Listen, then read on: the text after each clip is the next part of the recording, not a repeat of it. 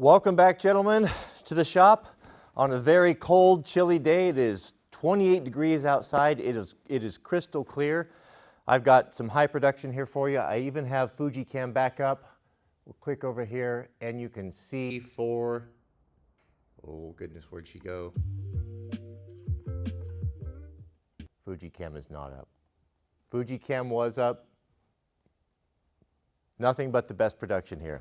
We'll try again next time. So, all right, so last time we left off, we were trying to diagnose why the little Honda 2000i inverter would not run. It would run, you'd start it, it would run for a few seconds and then die, and then you couldn't start it. So a lot of you guys commented on that, a lot of good advice. It looks like we want to take a look what's inside the muffler. I even watched some videos where some of those little mud dauber bees or mason bees, whatever they are, get in there and plug that up, or that screen, that spark arrestor. Oh, my live stream is talking to me. That spark arrestor can get clogged in too much back pressure, or it could be, which is most likely in the carburetor, something with that. So we'll look into that. But before we do that, I want to share something. Something really special came in the mail from our friends at Warp 5 in England. Now, our little beloved Stirling engine that's been running in the background there, they have sent me, just as a gift. I was surprised that they contacted me for my address and said, we wanted to send you something. I didn't know it was going to be one of these, but I wanted to share that with you. This is beautiful. I just took it out of the box. I haven't even put it together yet. But this is a different version in that it has only a single cylinder there for that graphite piston, and then the same base and diffuser. It also has what I think is a birchwood handle right there. Isn't that beautiful? So you can move it, and that's cool, because now if you want to change the direction of the fan, you have to put a glove on, and now you could reach down there. It's not going to be overly hot, and you could move it and redirect it, which is something I do quite often. If it's really cold, I like it blowing on me when I'm working on my computer, and that's nice. But I guess they're achieving the same thing because the propeller appears to be similar. I don't know, maybe it's smaller. I haven't compared them. But it has a belt drive on it. So it's got a gear reduction. That's cool, isn't it? And this belt is nothing more than a very small rubber O-ring. So I thought we'd put this together and set it up on there and see how it goes. And not only that, but what is just as cool, and I was just tickled about, check this out. They make a temp thermometer, and this thing's hot. I just took it off the stove, so I might have to juggle it around a little bit. It's heavy. It's like a really high precision. What do you call it? It escapes me here. Temperature gauge, whatever. Look at that. The glass it's real glass, so it won't get scratched by the soot. But you have metric, Celsius, and Fahrenheit in the same needle. Isn't that cool? I mean, it's beautifully made too. It's not like a thin metal. If you flip it over, you can see it's heavy, all one piece, and it feels really chunky, like a hockey puck. Very sturdy. It's beautifully made. And look at the etching on there. And they sent that to me. They had that in the box as well. And that will just sit right on top of the wood stove. Isn't that cool? So I'm going to set that down over here, and then we'll look and see how hot the stove gets. I'm going to really enjoy that. So yeah, these are really special. You can go on their website, and I'm not affiliated with them. They contacted me, and they sent one to me, and they said, if you'd like to feature it on a video, that'd be great. We're trying to get the word out, and I did, because I really, really like it. But it's Warp 5. So if you look up Warp 5 Stirling engines, you can go see what they make. And they make them all there in England. They're really, really nice. It's just would be a great gift for someone. And they have a kind of a cool, well, I'll bring you in here. We'll look at this together. It's so quintessential English here, the little paper brown black envelope with the string. It's a shame what has happened to poor England. I weep for They lost culture. It was so promising. Yeah, we're in the same boat, aren't we? So, oh, look at, yeah, let me bring you in here close. There's all sorts of goodies here. Oh, do we have a super chat? Did I miss something? Good grief, I'm sorry, guys. We have a super chat from A, who says, "Hi, Cody, what are your thoughts on government handouts?" You know, I mean, I of all people, am for, I hate to see anyone go hungry. There's just no reason for it. And if people are going hungry in this country, now it's because of mismanagement. It's not because there isn't enough food. You know, it's just such a shame, or corruption, or whatever it is.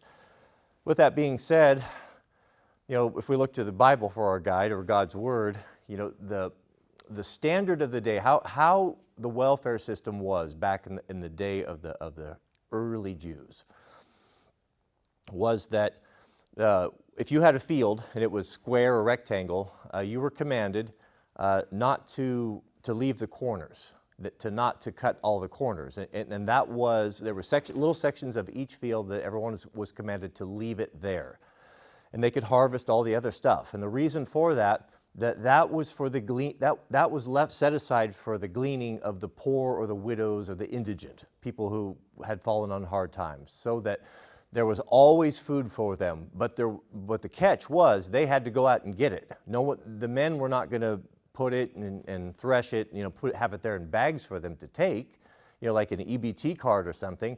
They had to actually go out and sweat and work for it. So, you know, a system like that is really nice. It would be nice if you could invoke something where if someone falls on hard times and has a need, if they're able-bodied, they should have to be able to go and do an honest day, you know, a regular day's work like the rest of us do, to receive that. I wouldn't be opposed to it. I think we're commanded to help our fellow men, but if they're just taking it and squandering it, or they're using it on cigarettes or booze and, you know, taking advantage of us, then I would say no to that. But thank you for your super chat. We have a super chat from Aiden Murray. Shout out to you, Aiden. And Aiden writes, "Hey, Cody, what's up?" Well, we're going to be taking a look at the Stirling engine and putting that propeller on here in just a minute, but thank you for that. And a super chat from Attilio Floriso. You mentioned yesterday you are stocked up on ammo. What ammo do you recommend for 9mm and 223? Well, it depends on what weapon you're using and what barrel length and such. So I primarily have two. I don't remember the grains. I shoot I shoot a special ammo for the Mark. I could go get it. Can't remember. It's a Hornady. Anyway, it depends, I guess. So are you targeting? Are you trying to save money? You know, just run Wolf and Steel through your gun. You know, and that's a good test. You know, don't, if it's just for targeting. But if you're buying it to be for defense, I would buy high quality stuff. And I buy stuff from the, what is it, Lake? What is it? What's the Lake something that does all of the military ammo?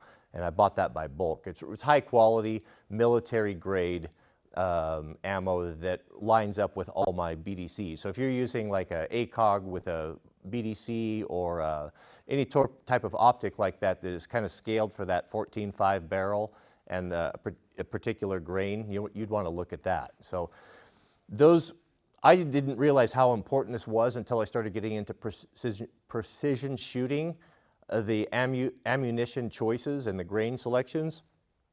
But it makes a big difference. Like if you take like what happened with the Mark 18, when the Mark 18 was developed for close quarters for the Navy, and then it was adopted by the SEALs, and because it was so handy that it was used in, you know, in street fighting and close up, where guys were really close up because of that short barrel, it was real maneuverable. And this is what I've read, so you're getting this second hand, but I read from people that I've thought to be credible.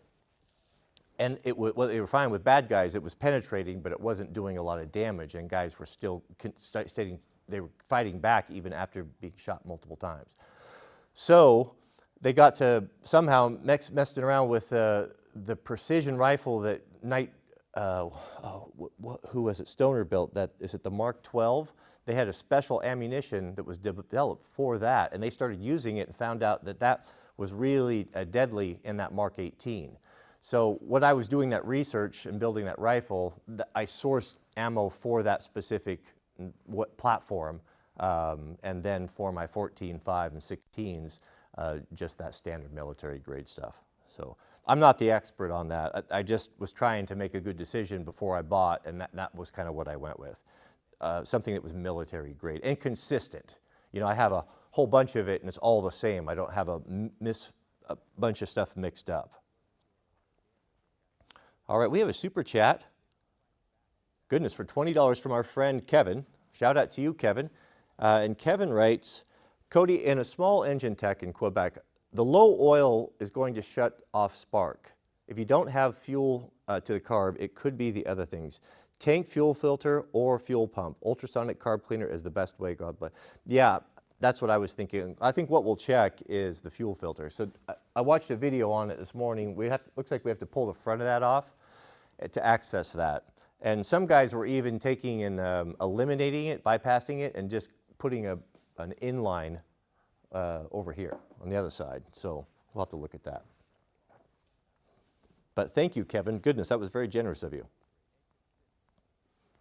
Okay, I'm going to bring you in here a little bit tighter.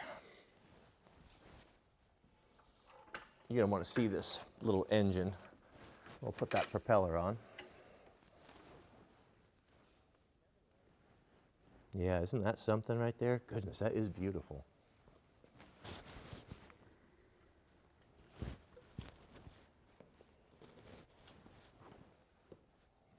Yeah, might be too much light. Okay, let's throw that on and see if we can get her to chooch here, to steal the phrase from our friend AVE. So inside we have the lubricating and maintenance kit. Yeah, and multiple 4 extra drive belts. Those are just standard O-rings. You could source those anywhere, couldn't you? And then instructions for the care and feeding of, and this is another cool thing that came with the other one. You're going to love this. This is so cool. And here are the tools even. So everything you need. This is very fun. This is one of the pleasures of life, when you get to enjoy nicely built things like this. So this right here is the oiler. Can you see that? Right there without focus? Yeah. So this, it looks like it's been made by a machinist, you know. I mean, I don't know, but it looks like it's handmade. And then you have a little dauber, and that's how you lubricate it. Just a tiny, tiny bit. You have to be careful not over lubricate it. It has an O-ring on it, so that won't leak. And then this is, check this out, a little traffic cone. I've never seen this before. A little traffic cone of oil, a refill. Isn't that cool? Oh, it's the little things in life, gentlemen. It really is the little things here.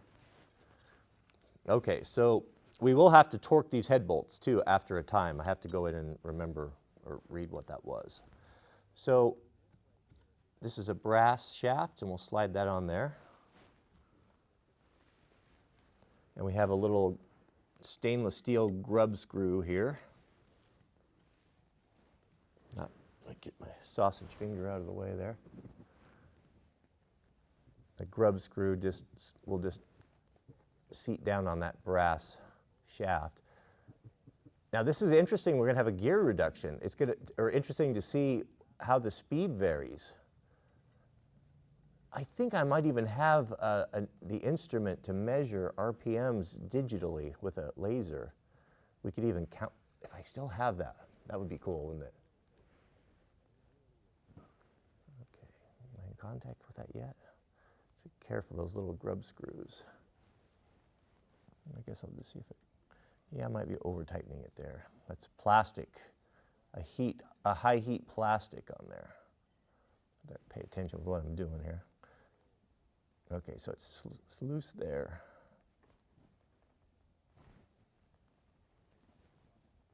Oh, I was good. It hasn't come in contact yet. It's just deep in there. Oh, I knocked my drive shaft off.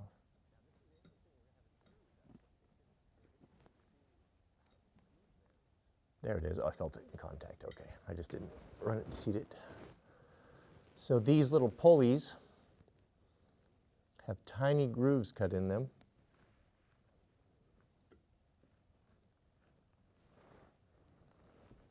Boy, I'm a little blind and old and decrepit gentleman. I can't even see. There, okay. Wow, that's a different gear. Okay. This is the cover, really nice cover. This definitely helps with the ash. And we'll set that over there and we'll check back.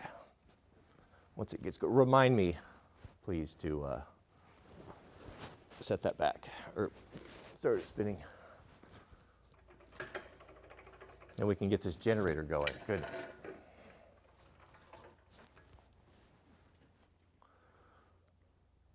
Okay, you ready, Mama?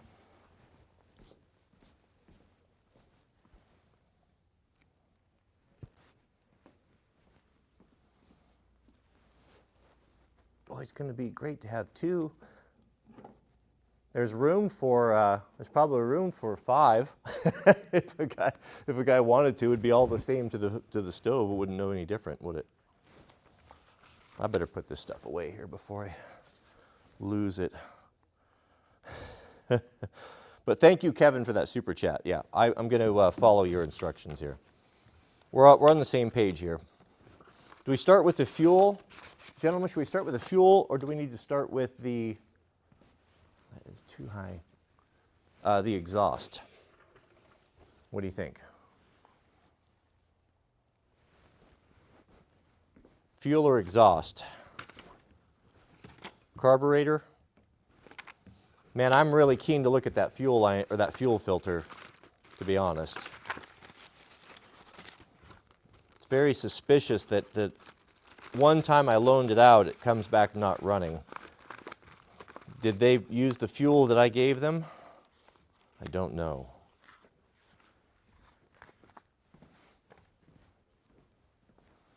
All right, let us find out. So to get to that fuel filter, we have the fuel tank is right here on the front.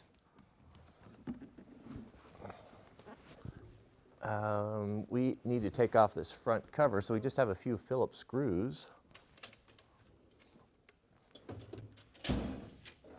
That looks like a number, is that a number 2? It's a big, or is it a, oh yeah, it looks like a 3, but it is a 2. So we have 1, 2, I've never had this apart. It's incredible how much they've crammed into this tiny little package. It is an amazing piece of equipment. And to always start, I mean, I've never had an issue with it before. Zach, you said the muffler? Zach says his muffler messed up.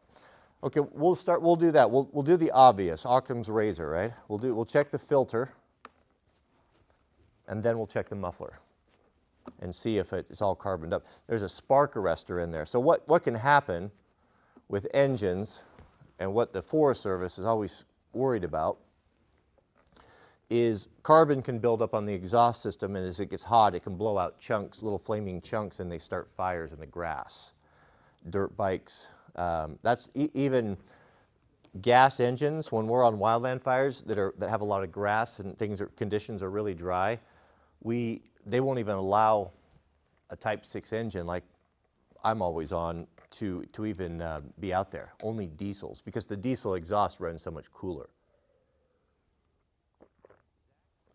And the diesel exhaust is much less likely to start a grass fire.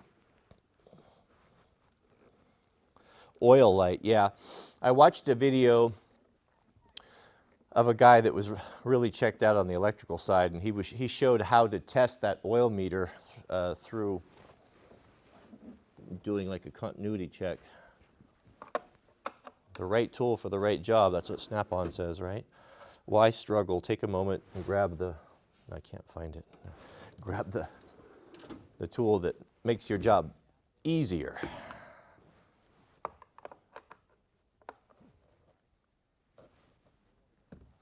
Ooh, those are going to be troublesome, I see.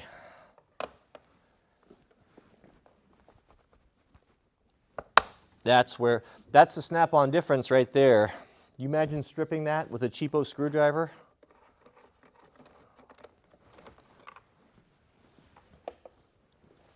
I know they're expensive, but you don't have to get a full mechanic set. I'm talking, you just get your basics, your 3/8 sockets, wrenches, and a set of screwdrivers. You know, you do that over time. Buy them secondhand on, you can buy anything you want Snap-on Facebook Marketplace for half price, and everybody ships. I've bought stuff off there. I've never had any problems.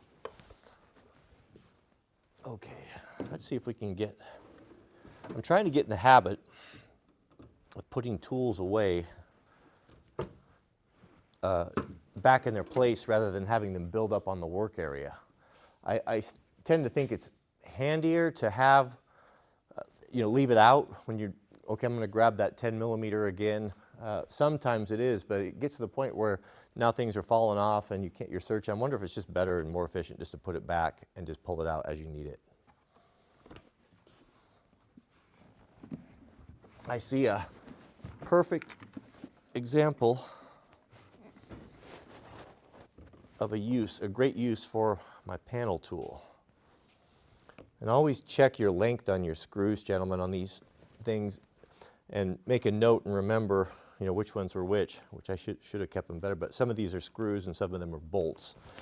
And you can have conflicts on engines where, like on the KTMs, where if you are putting the side cases on and you get the order mixed up, you can run them in there and actually break and damage and destroy the engine. So when I do that, when I'm going to take them off, and there'll be like maybe 8 or 9, 10 of them, I'll take a piece of cardboard and I'll draw basically a picture of what the part is, and then I'll mark them, like 12 o'clock, and then like a clock, and I'll mark them all and actually poke them in the holes in the cardboard and lay it down. So when I put it back, they go directly back in. That's how I don't trust myself to not make a mistake.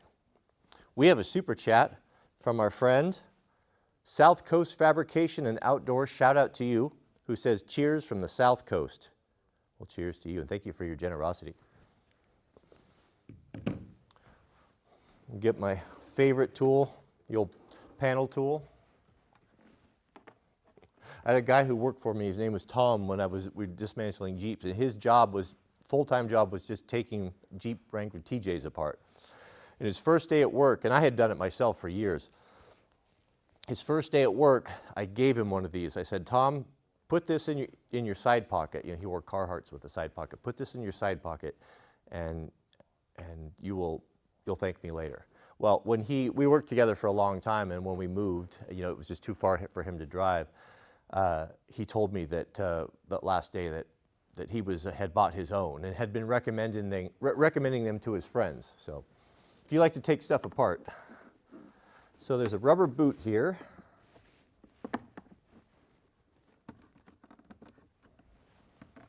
Pretty straightforward. Don't see any problems. Am I missing anything here, gentlemen?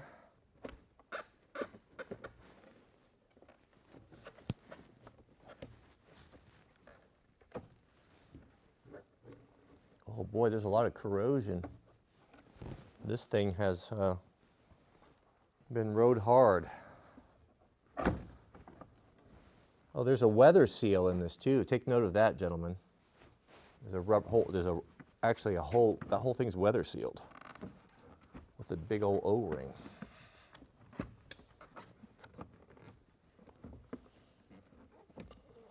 Okay, so why are you not wanting to come out?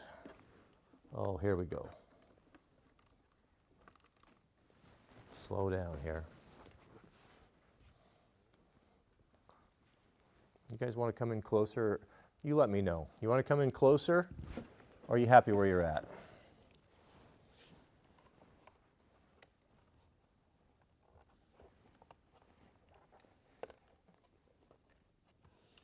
Oh, I see. Looks, oh, there's bolts in there. Oh, I went out of sequence here. That's what I did. So I have to remove this panel first, and then and it'll, okay. I think. Now, maybe can I just lift that over? What's keeping that from coming out? Or is that, maybe that might be retained by some wires, or even the tank. Yeah. Goodness, we have a very generous super chat from our friend Robert Harcourt. Shout out to you, Robert. Thank you for your generosity. A double Loctite member. Loctite, no, double alternator, excuse me. Perish the thought. You're way more advanced than that. I see. Okay, so we have a little, no, is that a ground screw? Oh, a zip tie, there it is. This is the panel, this is what the panel tool was, what it lives for. So, we'll see how good their plastic is. Not only am I a spiller, I'm a factory clip holder breaker, wire loom clip breaker. Cursed things that I've seen them all as doing those Jeeps apart.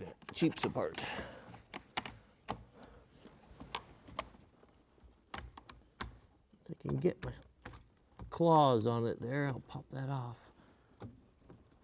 Oh, I had it.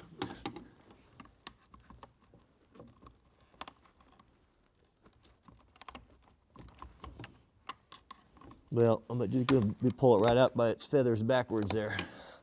That's what I do. Man can only stand so much. Okay, we've got a ground screw that is hindering us.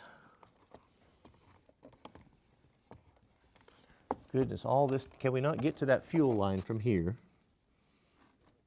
Oh, I can see it there. No, we cannot. We have to. So, is that going to liberate me if I, those look like 10 millimeters. Cursed is a cursed electric or metric system. That's 8 millimeter, isn't it? It's pretty small. No, Honda is probably some weird thing, and of course I don't have that 8 millimeter.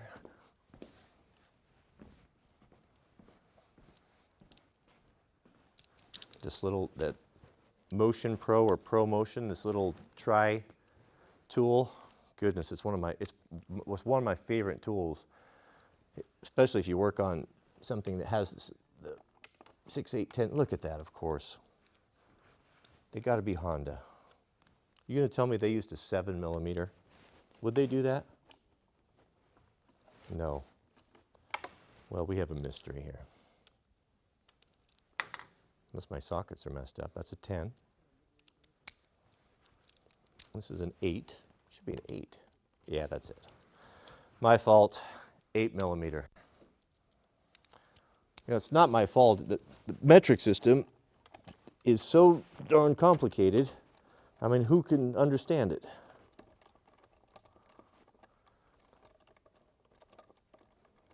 I mean, why anyone would want to work with a system that was based on logic and math versus a system that was based off of the length of a barley corn is beyond me.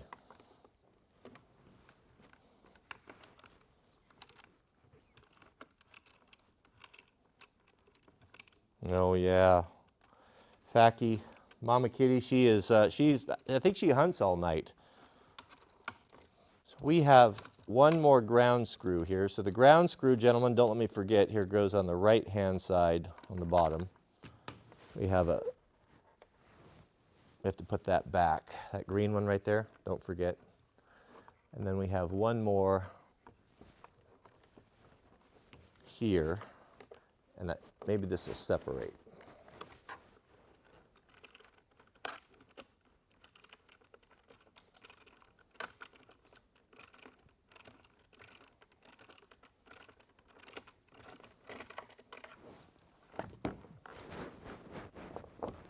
Oh, if you're just joining us, we're going to get this generator going. This is the, the process that is required to get to the fuel filter. And another Phillips screw on for the ground.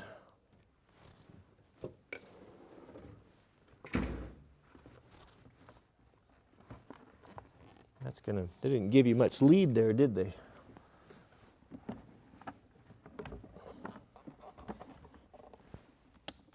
Can I get at it? My screwdriver's too long.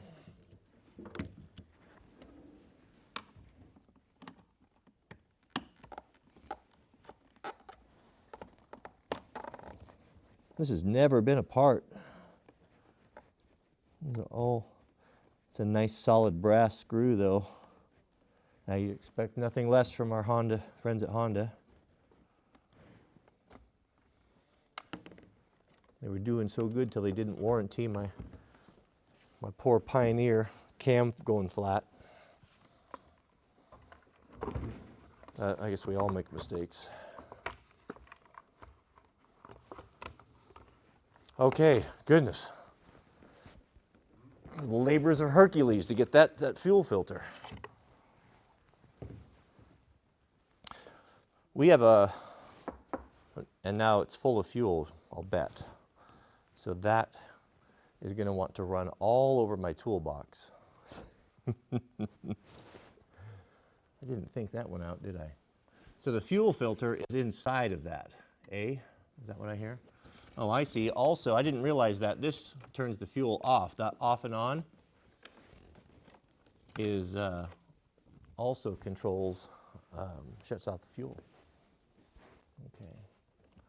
Or, here we go. What if I tipped it up on its side and how much fuel's in there? Oh, it's full, of course. Okay. I'm going to take this out and drain it into a receptacle. And you gentlemen are going to have a cat stream.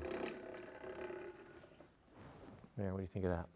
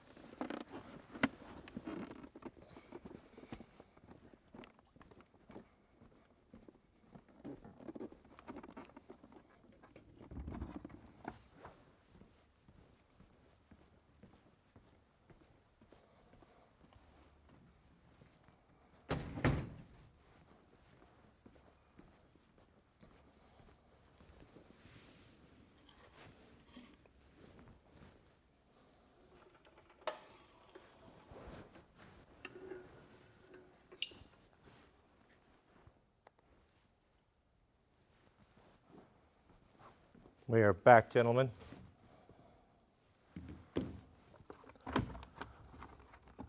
Okay, so inside of here, we have a little small fuel line. So we'll grab some needle nose.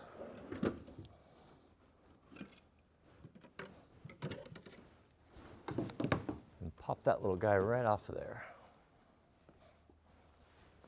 You probably want to see what's going on here.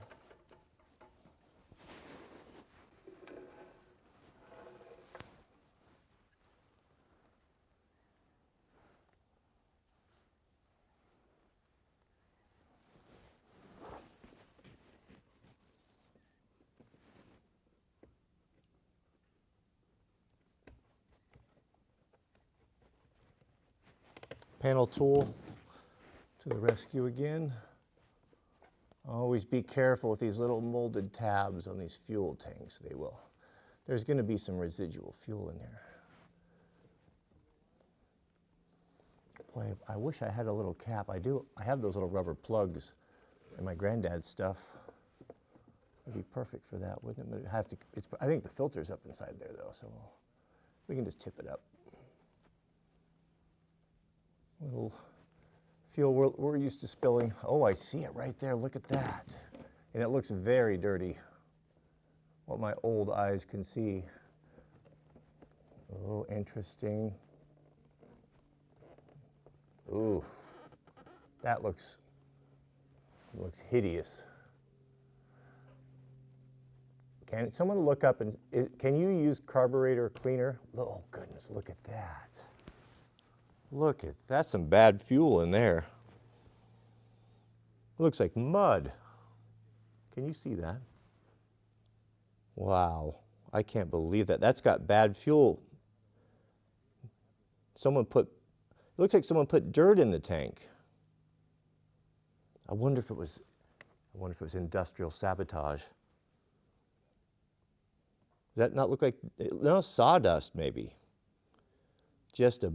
No, it's definitely dirt. It's got clay in it.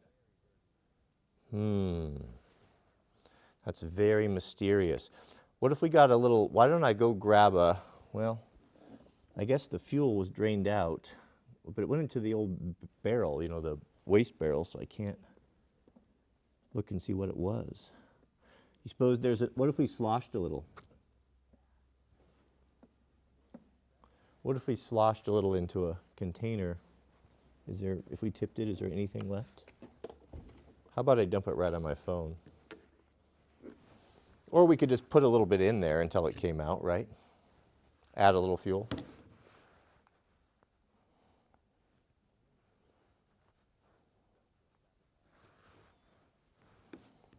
What do you think, gentlemen? Boy, look at that. We're going to have to clean that up. All right. Got my cleaning stuff. Why would somebody put dirt in there? Or maybe it was at the bottom of their dirty fuel can. Goodness, never loan anything, never loan power tools. That's what we've learned here. If nothing else, we've learned that. My wood splitter has never been the same. The guy came back and dropped it off up on the road, not running with a broken pull cord and a bunch of dirty fuel in the tank that I had to scour out and all rusty because it wasn't kept inside. It's aggravating, isn't it? How many times should I forgive my brother? Or how many times shall I forgive the man who sins against me? Peter asked Jesus. What did Jesus say? No, Peter said 7 times, and Jesus said, no, I say not 7 times, I say 7 times 70. So is that the number? Is that a finite number that our brother sins against us, that we're supposed to forgive him? Or is that just being hyperbolic, trying to make a point that as long as he needs forgiveness?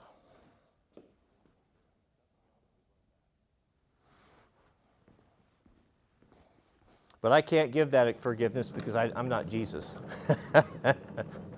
And I get very sore and cross when my power tools come back all messed up. And I don't think that's an unreasonable position to take. You lend, you shall mend. Yeah, that's Richie knows what time it is. That's exactly right. You lend, you mend.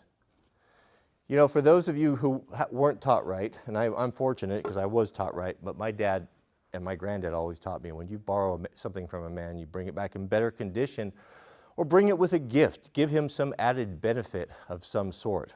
Added benefit could be, you know, a bottle of his favorite scotch. Could be Krispy Kreme donuts, whatever. But bring it back clean, bring it back full of fuel so that when he looks at it, you know, you borrow a man's dump trailer. Here's a perfect example. And like mine, this happened to me recently. Borrowed a dump trailer and I keep it, I know the condition. I look at it every day and keep it clean and I take care of it, sweep it out, don't leave rocks and stuff on the back and make sure the battery's charged right.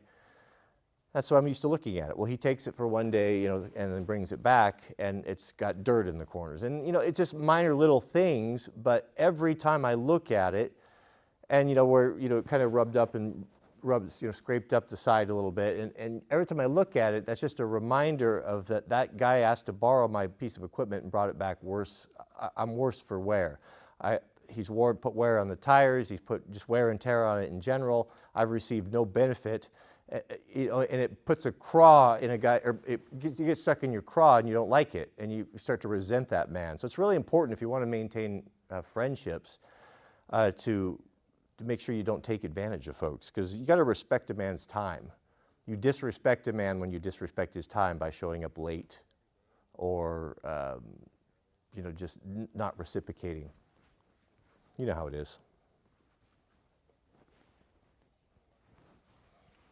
Let's get this little guy cleaned up here. Amsoil carburetor cleaner is super good, but it's toxic. It's powerful. You have to. It's no joke. You know, you don't want to get it on you, on your face or anything. It splashes. Oh, look at all of that! Just black goo.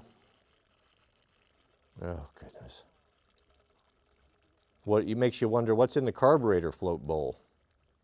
We're going to have to look at that, aren't we?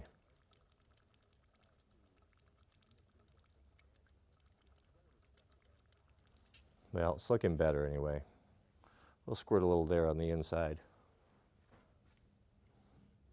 Hopefully it doesn't come back up. Probably wrap it in a rag. That's what the professional homeowner would do. If you're spraying this stuff, that's a little trick. Just quarter your rags, and then when you're gonna, whatever you're aiming to do there, you can kind of confine it within the rag. Then you can go full blast, and you don't have it spraying all over your shop and all over your face. That is a very fine little filter though, isn't it? Very fine.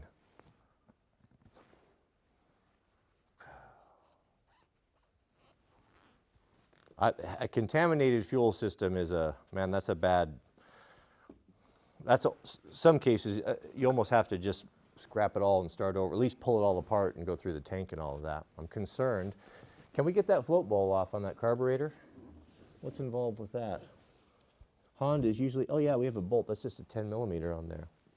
I think we should look at that float bowl on that carburetor, gentlemen. Take a very serious look at that. You see here, I didn't put my tools away and now I'm wanting to turn this and things are trying to fall off. My bolts are mixed up. A guy's got to you just got to put your tools back. You have to work.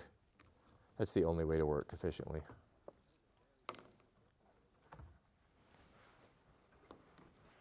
Yeah, keep your parts organized. That's the way we do it. Like if I don't need something on the bench, why is it taking up space? So just put it back.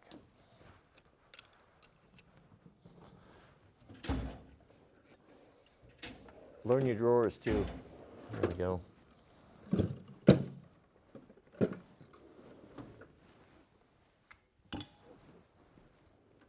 Having a cleaning cart, I'm always cleaning and oiling and stuff, especially those motorcycles. I mean, you know how they are. And something that's been really, I've enjoyed is having a little cleaning cart. I know I've shown you guys this before, but it's super handy. I just took my old tool cart, and these are just anything for cleaning or getting stickies off there. Isopropyl alcohol. I use a lot of that for, isopropyl alcohol is nice to have in a shop because if you need to clean something before putting an adhesive or a sticker on, it leaves no residual. That's why they put it in eyeglass cleaner, those little spray bottles you get from Costco, that's what that is. 90%, 91%, that's the best grade. But order a case of that, have that in the shop. It's super handy, and you can use it for wound dressing as well, or cleaning. Bel-Ray grease, you know, probably some of the best grease in the world. Waterproof Bel-Ray motorcycle grease with the brush mod. So when you need to grease something, you don't get it all over your fingers, or you don't need a rag, you can dab it on there. That's a handy thing to have right there. That's a really good tip. The silicone ice maker, I learned from you guys that's what these are. It's perfect for when you're taking things apart and you can do them in order. So if you're not real confident with it and you're worried about putting things back in the right sequence, you know, just go clockwise, counterclockwise. Sharpie and a paint pen. I mark my master links on paint pen, so when I'm checking cleaning or lubricating, write notes or torque specs, black Sharpie. And then this cart, when I'm working on stuff, having the carpet in there is nice because you just have a little workspace where I'll keep commonly used tools and such. But chain lube, firearms lube, M&P metal protect it, which is Amsoil's version of WD-40. Excuse me. Their glass cleaner is excellent. Glass cleaner. Spray grease, DuPont dry film. If you don't want to have something getting greasy or collecting dirt or dust, but you need to lubricate it, this is super good. Mudslinger, which saves a lot of work in cleaning, like a silicone-based mud and water just shed right off of it, and then carb cleaner. Rags, really high-quality microfibers. These Maxim 3-pack, these are really good. They'll last you a long, long time. You can wash them, but they're handy to have. And a magnetic parts bowl is good. When you throw your bolts in, that's probably what I should have used there, but they stick. You know, we've all, whoops, that one didn't. What's that, an aluminum bolt? Stainless steel. No, it sticks. Stainless steel won't stick. All right, but that's the cleaning cart, and that's super handy. That kind of rolls along with the toolbox. They work together really well. Goodness, we have a super chat. We have a super chat from, or a super sticker from Kevin Kalowski. Shout out to you, Kevin, and thank you for your generosity. Those super stickers. That's new, isn't it?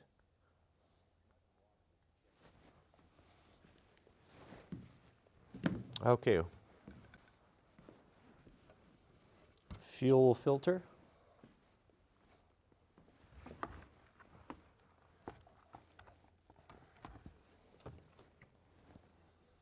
All right, let's take a look at that bowl, that float bowl. I think we can pull that off there just with that one socket.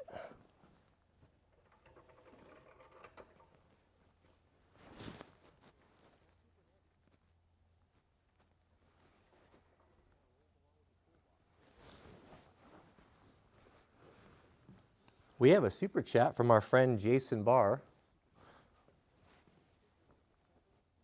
Do I dare go for high production? Look at that, a dual camera setup. Shout out to you, Mr. Jason Barr. Thank you for that. East Coast men use Amsoil too. The best stuff made. It really is, isn't it? I never have been nor my granddad was never a believer in buying a mechanic in a can or all that snake oil. You got a lifter that's sticky, you know, put this purple stuff in or whatever. I mean, sometimes it works, but most of the time, you know, it's kind of a bit of a Hail Mary.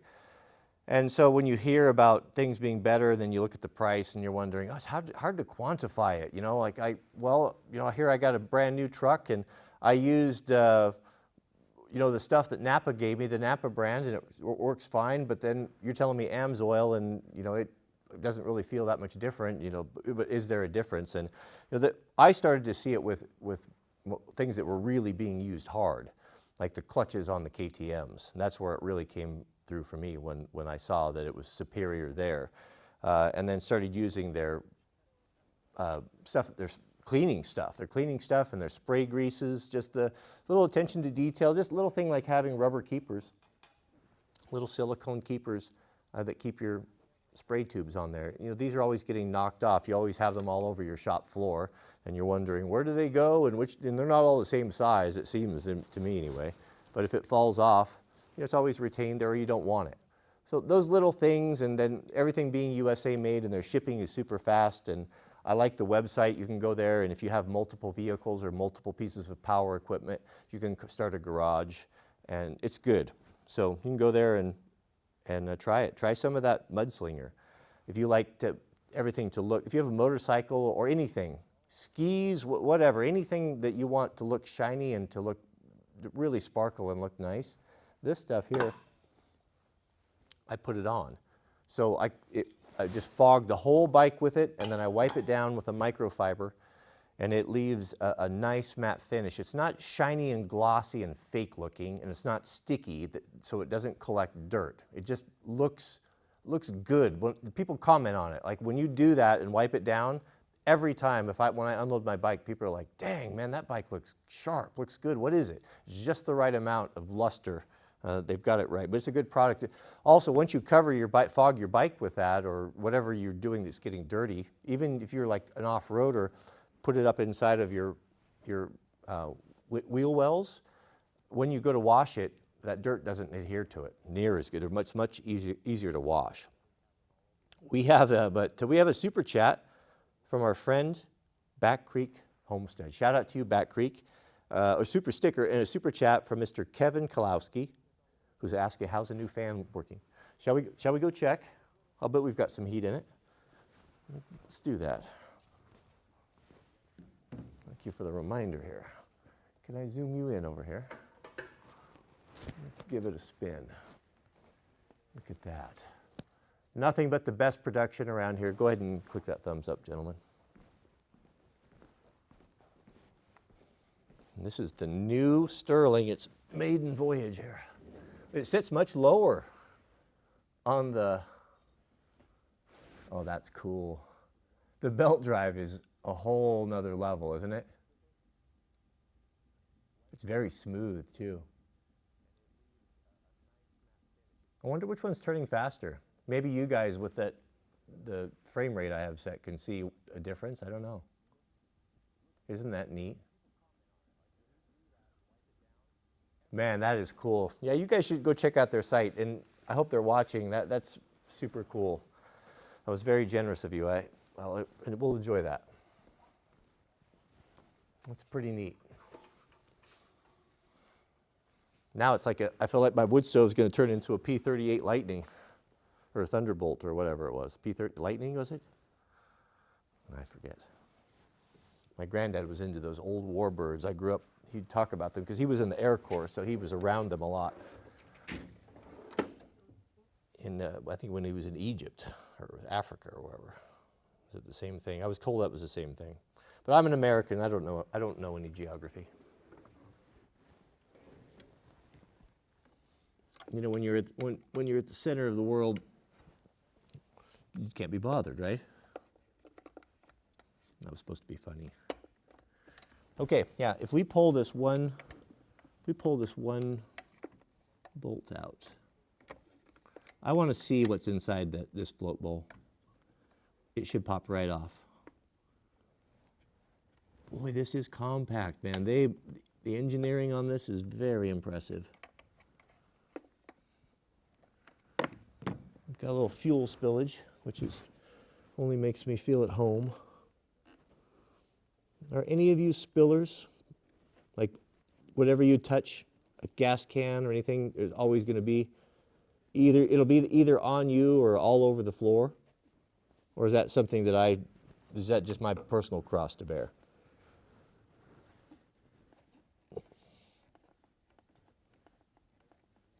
Thank you, Robert. Appreciate that. Robert says, well, that's very kind of you to say. Glad to have you here.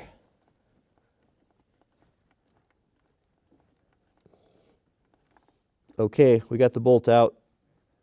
See, I don't want to drop that. The float came loose. It has a little rubber. That doesn't look so good either. Oh, it's rusted on the top. That's never a good sign. We have one little, boy, this thing is compact, goodness. Let's pop this fuel line off. Try not to break the float.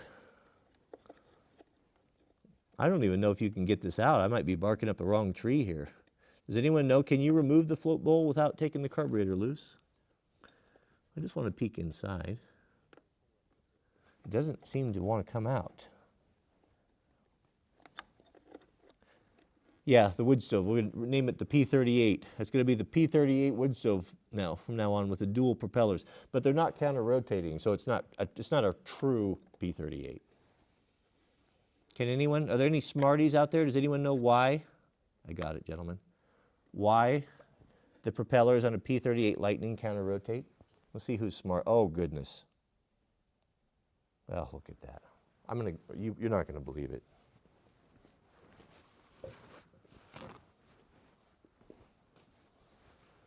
This does not look like something that has happened recently. I don't think I can blame this just looks like I must have got bad fuel in it.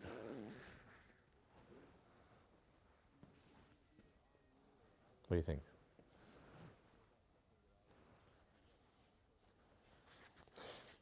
I mean, it's not horrible. It's just a sludge of super, super fine, like clay, has gotten past that filter.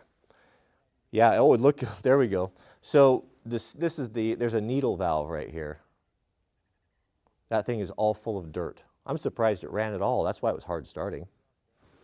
But I think we can fix this. This might just take care of our problem right here. It wouldn't surprise me if we're going to have it back online.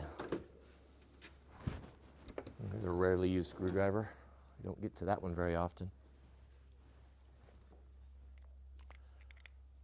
Yeah, can you see? Oh, I got the wrong camera on, don't I?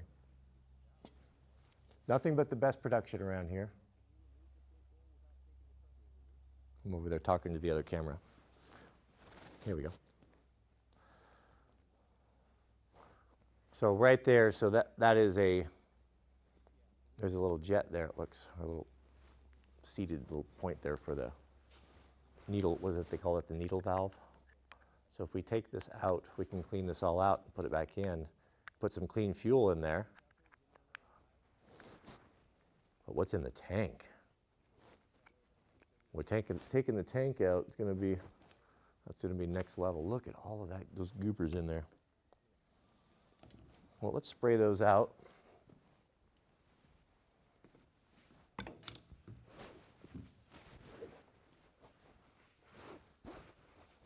Clean that up.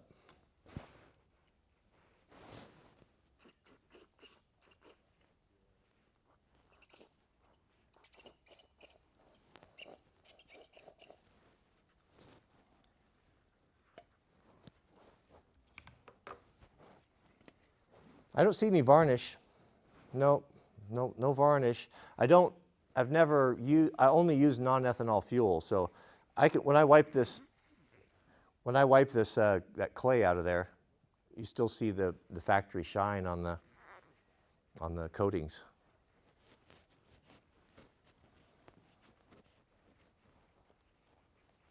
But it wasn't terrible. I've seen way worse on some old Briggs. Some people think they can, oops, don't drop it. See, cat-like reflexes are required when you're a professional homeowner.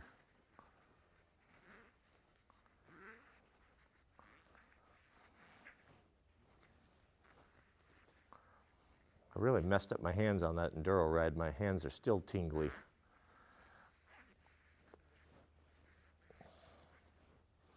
I talked to a guy yesterday, a really cool dude, who has invented a stem to hold handlebars that isolates it, so there's no metal-to-metal contact. It's all on rubber.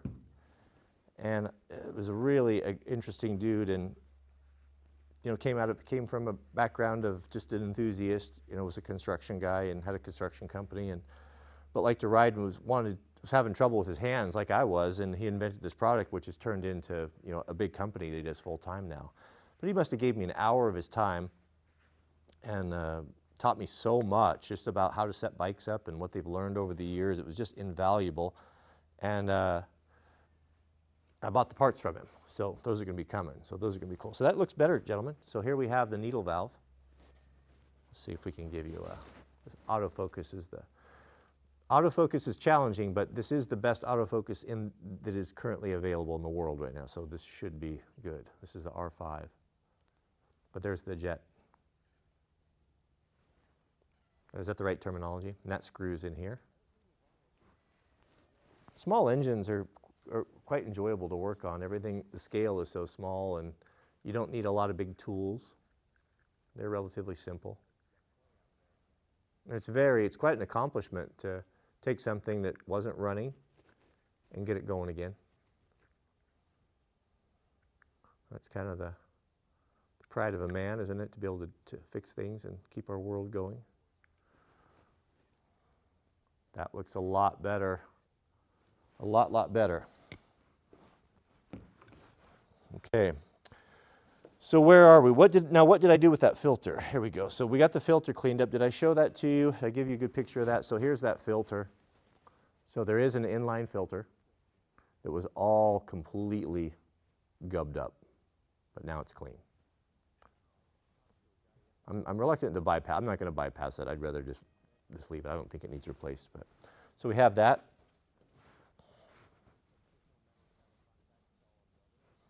So we'll put that back in. We might have to do this a couple times if that fuel's. I don't know if I can see down inside that there's a. Oh, here we go. What if we took our flashlight? Well, let's take a peek. See if we can see anything down in there. What do you think, Mama? Could we use your cat-like eyes to see down in the dark? Yeah.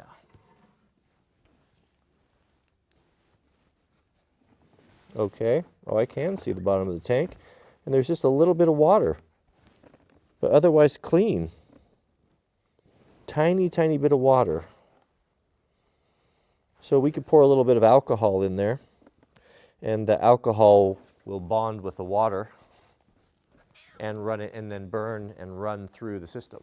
But let's get it going. There's nothing in there. I mean, there's a tiny, tiny little puddle, bit of water in there, but it's clean. I can see the bottom. So that's good news. I'm encouraged.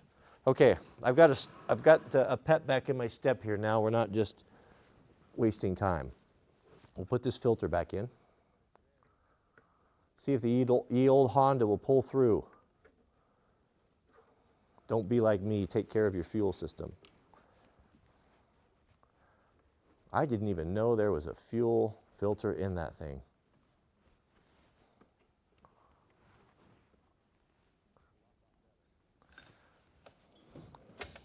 Oh, we're starting to stockpile tools again here, Mama. Let's put clean as you go, just like a pro. I know. I know. Never enough.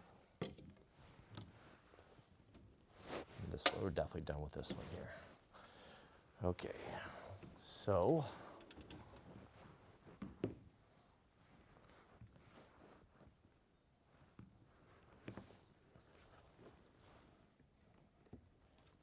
get that clamp on.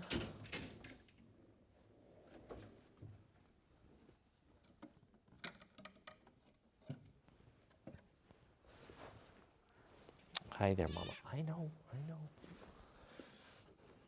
She doesn't understand, since I'm standing so close, while I'm here, why don't I pet her?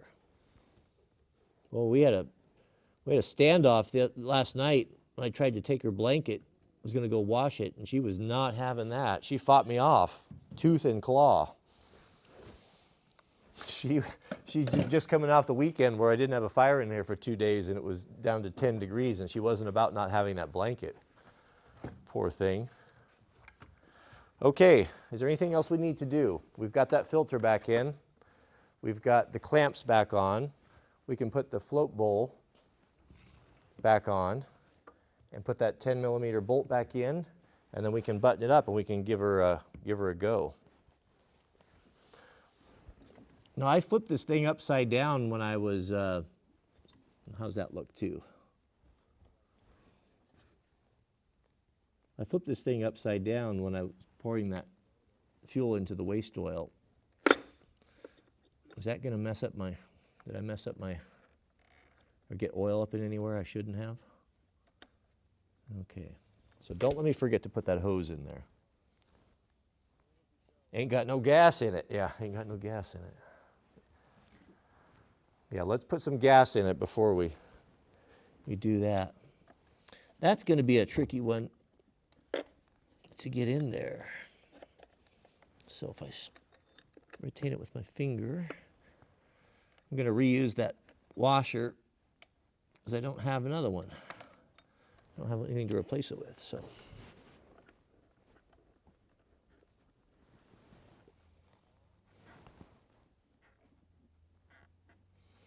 Yeah, I don't know. Bob the cat is taking bets on whether or not it's going to run here, but we're going to give it. I would put bets on whether or not I'm going to be able to get this 10mm metric bolt started. That's what's really right in front of us right now. So cramped.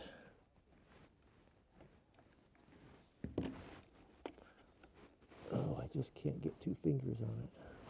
Hard to start a bolt with one finger.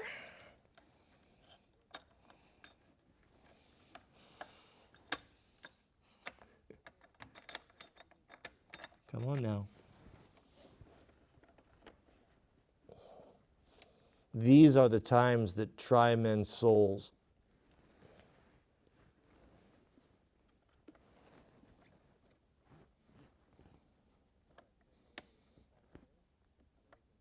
I wonder if anyone's ever written a good poem that puts this experience down in word.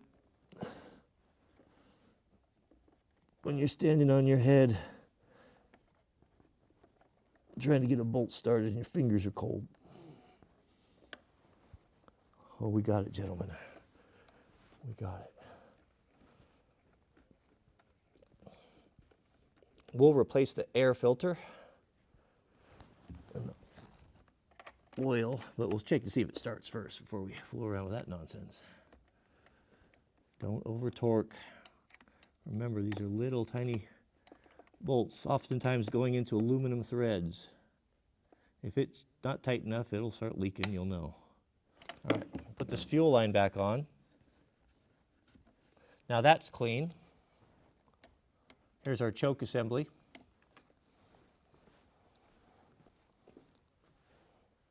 So do we need to, yeah, we'd have to put those ground straps back in, so we need to secure all this as well. Okay. Fuel's good. All right, so we'll button this up, and then I think we're ready to give it a go. Goodness, we have a super chat from our friend, Mr. Jason Barr. Shout out to you, Jason. Are you zoomed in here? Close enough. Nothing but the best production. Jason, thank you, says, are you not worried you will break one of the new 10 commandments by using that generator? I'm not, to be honest with you. No, I'm not. You'd have to go talk to our Catholic friends. You know, they might feel differently about that.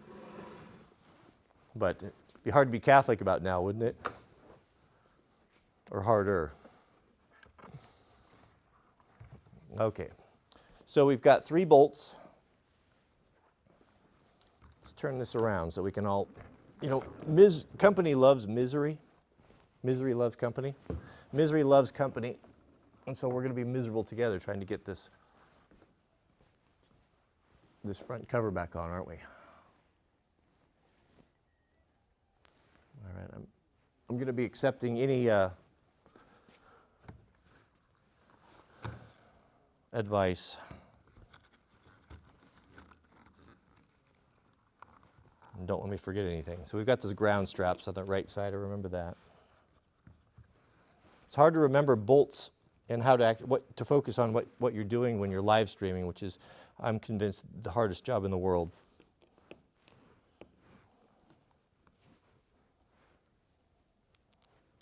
It's like the Iron Man of digital sports, especially when you're a one-man show.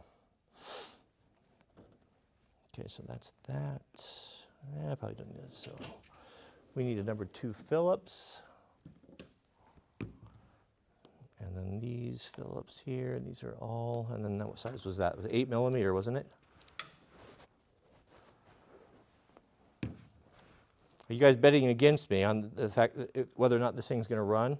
You know what, it's a Honda. You know when you put some fresh gas in it and a new spark plug that she's going to go. I need some specialty tools for this application right here. I have yet to use my last acquisition. I try to add to my tool collection about, maybe every 3 months or so, maybe twice a year, 2 or 3 times a year. I went a little crazy the other day, or last year, but for now, maybe twice a year. But the last thing I got was this is the 1/4-inch drive set right here. And these are the hybrids. So really a nice set, and the container is fabulous. It's really usable. You can get them out. But what's cool about these, I have the 3/8 set over there, is that with their sockets, you get, oh goodness, you get deflection, or you can lock them up. Check this out. So this is a 1/4-inch drive, medium length socket. I like the mediums for general purpose, and I use them 99% of the time. They're not longs and they're not shallows. They're right in the middle, mid-size, and they're perfect. They're just perfect for everything. But when you pair them with this, now the first click on this, if you click it in, check this out. Look at all that deflection. It's like 19 degrees, I think. It's quite a bit. And it makes a big difference when you're trying to get in that tight spot. You can imagine right there. But sometimes that's unhandy when you're trying to start. If you're trying to start a bolt, you don't want that thing flopping about. But you push it one more click in, and now it's locked up. That's some beautiful engineering right there. And that is a tool when you're working on small engines and such that you just can't live without if you're doing it professionally. Isn't that cool? You guys seen that before?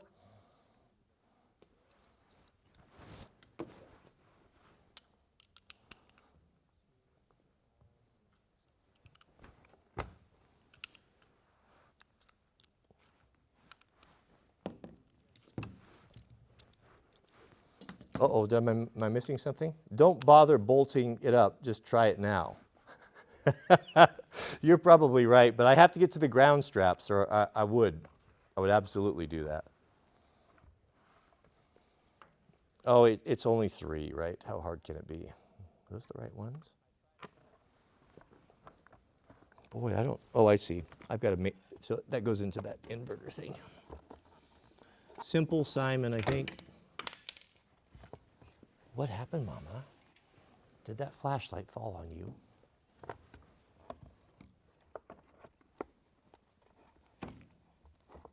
There we go. 1, 2. Those bosses. There's a little wire conflict there. Get that out of the way. And there are 3 bosses on there.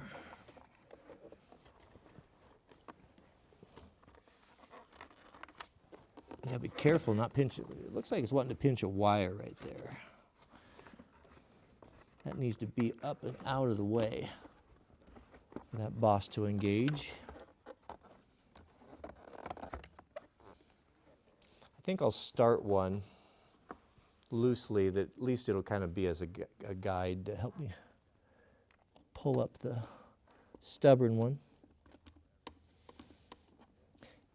And this is another tool, the snap-on extensions with hard handles.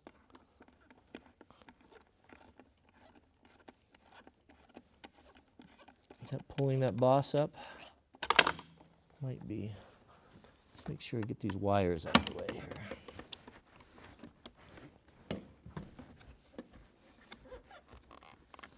Very compact, all of this stuff. Goodness.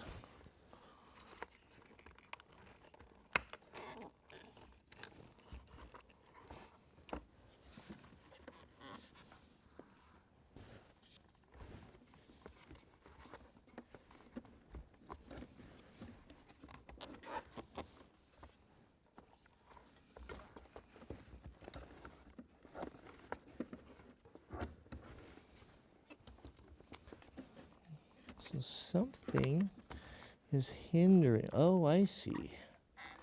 There's some, you have to route, looks like you have to route that harness around. There's no room for anything. It's so compact. You have to route it around that little block there. I see.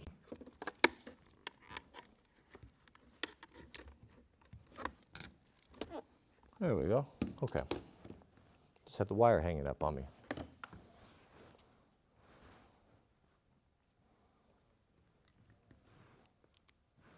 Yeah, don't forget the ground. We're going to put the ground on. Thank you, gentlemen. The green ground right now. And then one more. And that'll hook those two assemblies together.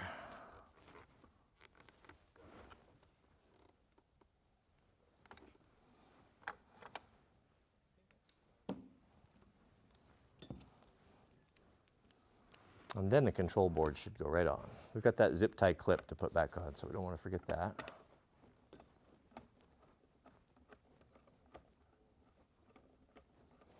Yeah, we'll check the exhaust next.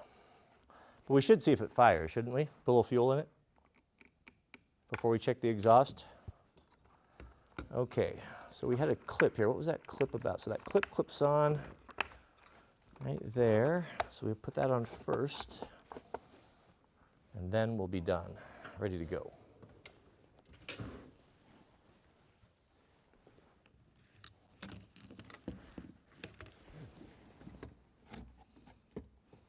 Clip, so that's a job for needle nose for sure.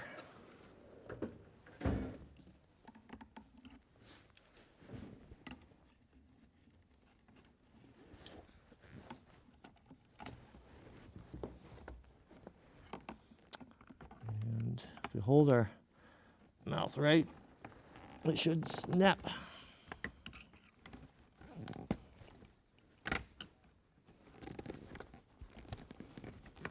Snap in there.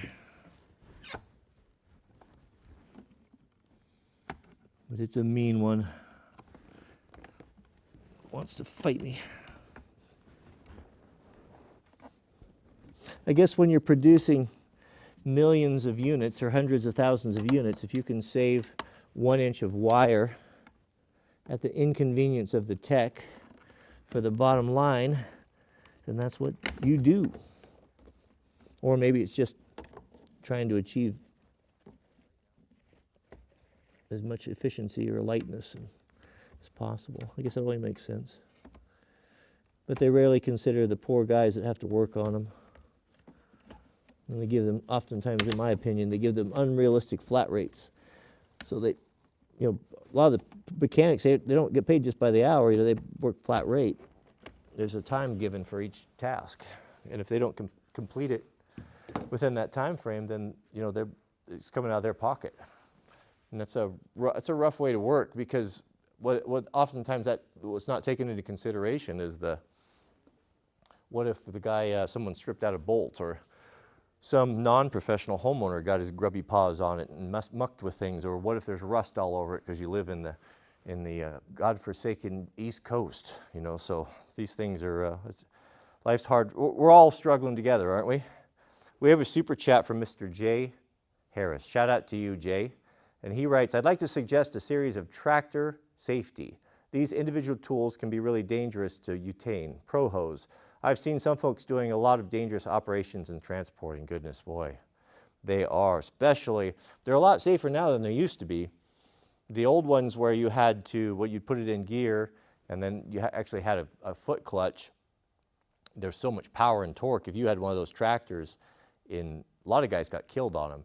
In first gear, you can go up against a tree or a wall, that thing will flip right over and just keep on chugging. It doesn't even know. They'll climb a wall, and they don't even know you're there. So, yeah, they are. Yeah, tractor. Yeah, and transporting as well. I think people underestimate the forces involved, and the weights involved, and what size chains and binders and such. And yeah, I never liked transporting equipment. I always felt I was on the ragged edge of safety. Well, there was no safety, especially in the early years or the early days. All right, Let's put our cover on. All we have left is, oh, we have another ground. Did I miss a ground screw somewhere? What was the second ground? Oh, it was in the bottom. There's a ground wire in the bottom. Where's that little guy? Remember that one? Oh, I see her down there. It was hiding from me. We've been scratching our head. Yeah, I see it. There it is. Devious. Oh. Yeah, that would have been a bad one. We can put that on right now. Chasing grounding problems, that can be really difficult. You think starting that 10 millimeter was difficult? This might prove to be worse. Oh, no, it's going to be easy. Everything's got kind of a memory. It's falling into, kind of going where it wants to go. Cat-like reflexes are essential.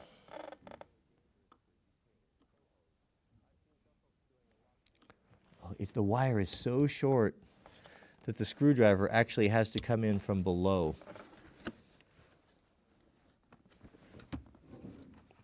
Oh, unless I can bring, maybe I think I need to mount this plastic up, and then that'll give us a little bit more.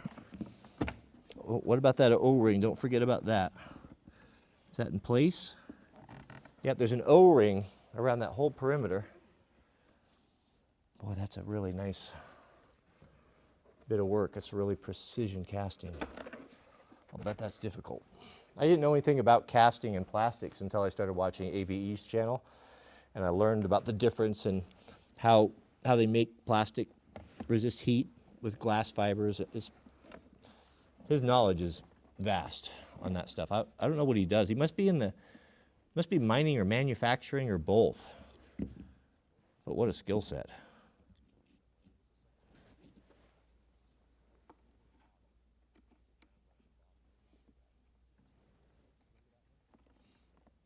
Oh boy, wire is so short. This is unbelievably tricky. If I can get some more, I can get more angle on that. That's the trick. Well, there is literally no room to spare. That wire is so short. Sorry guys, I wasn't watching your chat there.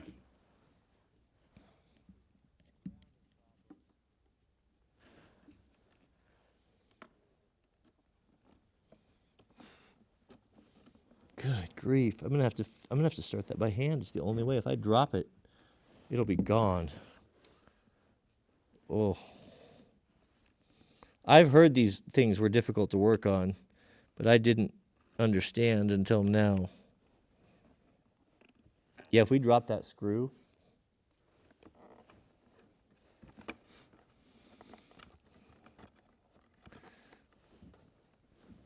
when I'm in the kingdom, I'm going to ask if I have a couple hundred years to perfect my timber framing skills. I'm going to ask for a third arm, just temporarily, that I could detach when I was in public, of course.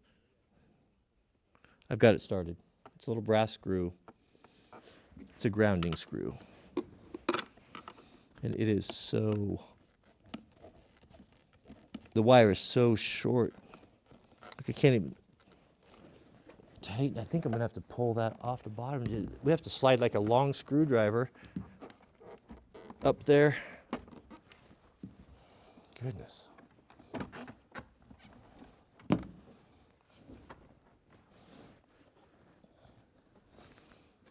You see, this is why we like IRL, gentlemen. There's no fake in here. This is the unvarnished reality.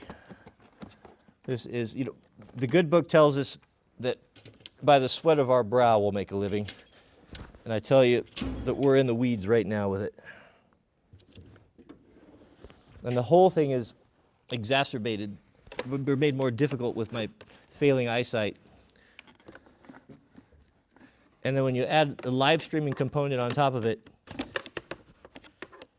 it becomes the world's most difficult job.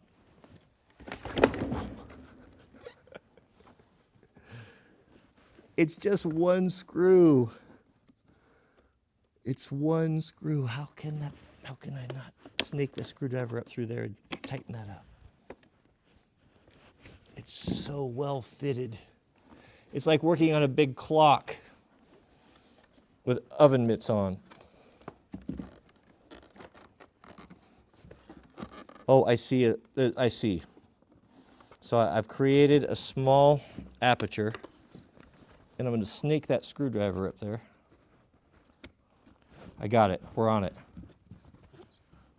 Well, we earned it. Now, if I don't drop the generator, roll off the box, and smash on the ground, there we go. That is, oh, we did it. Looks like we're knocking some other pieces apart here. I don't know what's going on there. So that just, it all just kind of slips together. And the cap holds it all in. Goodness. That was touch and go there, wasn't it? All right, so that lines up.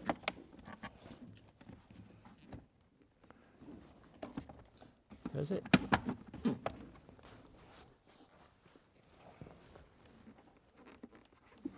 You see, technology makes our life easier. And these tools that we convince ourselves that we just must have make everything so much simpler. Oh, we got it. Okay. So the little bolts are, those are the screws. The bolts go in the side. Okay, we have four of those? Or are those the screws? I forget. What goes in there? Yep, those are the bolts. Those have inserts. It's a very well-made piece of equipment. When you get into it, you see Honda is just on they're just on their own level.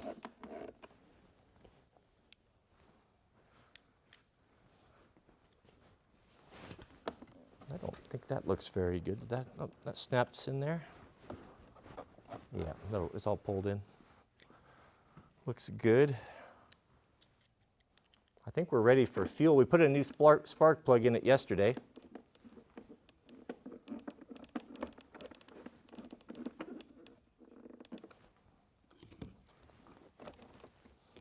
And these are screws. We can just put one of these in. We'll probably be back in here, no doubt. You know, it's never it's always something. It'll probably be that oil filter thing. The reason why it shuts off so quickly, I wonder if it comes up and the computer boots up and then the oil sensor is faulty and it's throwing a reading that there's low oil and it kills the coil. That could be. The consistency of the way that it starts and runs for 3 seconds and dies would lead me, it would lead me to that, wouldn't you think? Yeah, let's put them all in so we don't lose them. The safest place to keep a screw is where it belongs, right? I hate that feeling of having a major project like R&Ring a transmission and having those bolts, left over, especially when they're like a grade 8 bolt, and when you know something is like a grade 8 that it's probably important. Good. I have to tell you guys, I had a shop I rented in Portland, and it was a big building. It was right next to, there's a bunch of Russian dudes that did high-end. They were buying crash cars. It was sketchy. It was pretty sketchy. They had a frame shop in there, frame puller, and then a paint booth. There was 3 of them, and they were friends, and they're about my age. They were actually pretty good dudes, but they were shady. And they'd buy, and then they worked on really high-end stuff like S-Class Mercedes and M Series and 3 and 5 Series, BMW 7 Series. They would buy crash cars and literally just cut them in half. And if you've ever seen a Mercedes S-Class, the wiring loom in those things, the electronics in a Mercedes S-Class it's unbelievable. The wire loom, if I remember right, it was massive. Just going to the back to the trunk, who knows? Everything is automated on those things. And they would buy those things, and they'd cut them in half, and they would take the non-crashed portions and mate them together. And dudes would sit in there all night long, splicing those wires with those cheesy little blue connectors.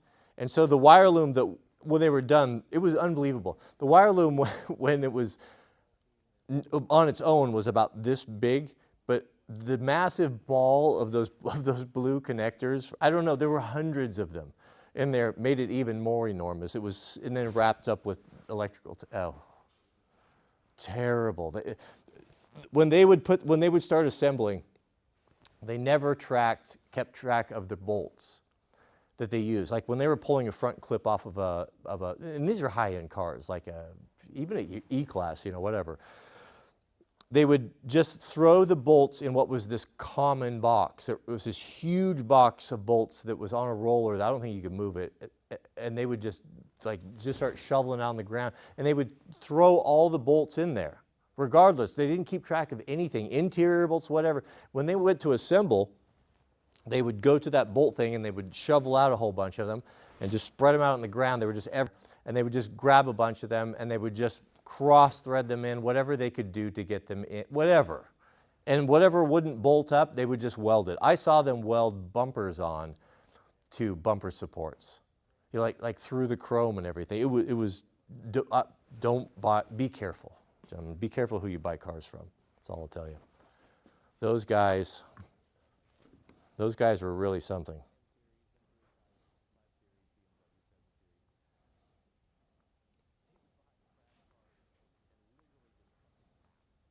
Okay, shall we put some fuel in it? Let's do that. Got a couple screws. We got these two hard to get ones in the bottom. We don't have any spare parts laying around, so that's a good sign.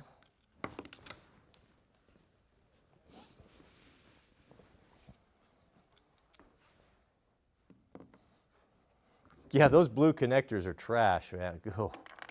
If you see those things all over a car, I mean, I might give a trailer a pass. You know, when you buy a trailer, if you see those, you're going to be redoing the wiring harness unless you want to have a headache. I can give that a pass. But if you see that on a vehicle, those blue wire connectors, run. Just drop everything and just leave. Unless you know how to rebuild wiring harnesses. All right, let's put our tools away. Do things properly here. Cleanliness is next to godliness. Isn't that what the old church ladies told us?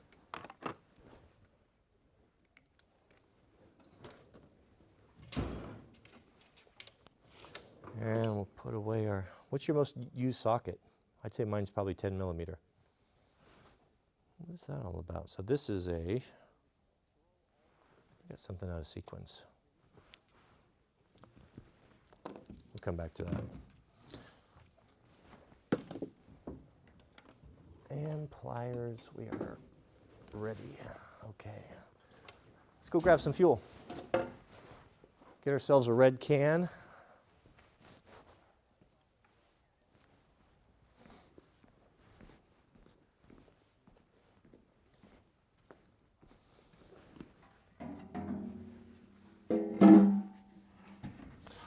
Oh, you're about to witness some spilling. I can just about guarantee that because I've got these, wish I had Jack's race can. I've got these dodgy government approved spouts. I had the metal one that you're not supposed to have, that's forbidden. And Jack was using it the other day and pressed a little too hard on it and it broke it off. And then we had one that fell off inside of the skid steer because these things are so dodgy. Every can comes with one, and you get 1 or 2 pours before the thing breaks. And now we're going to be doing it up overhead, so you get ready for a show. So the cans are the best, but these spouts are not so much. The problem is they have a silly spring on them, and you have to compress the spring, and when you tip it up and once it compresses, there's so much head pressure on the spout that when it comes out, sprays out in these 4 holes, it's like a fuel injector. It sprays out and the receptacle you're going into can barely handle the volume. I mean, it's just horrible.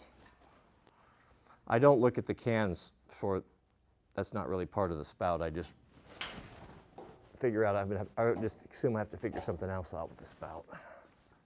And these can be under pressure too, so don't stand in front of them when you pop them.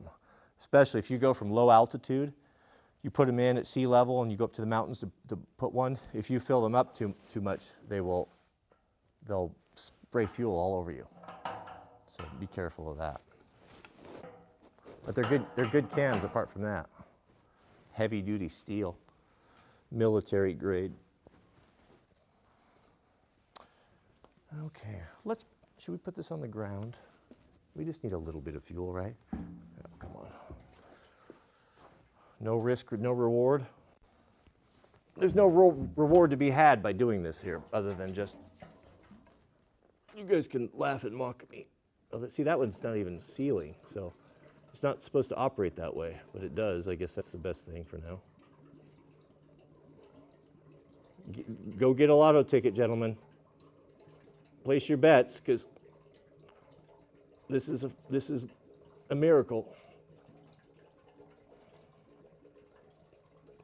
5 gallons. These are actually 5.5 gallons at 6 pounds a gallon. You feel it.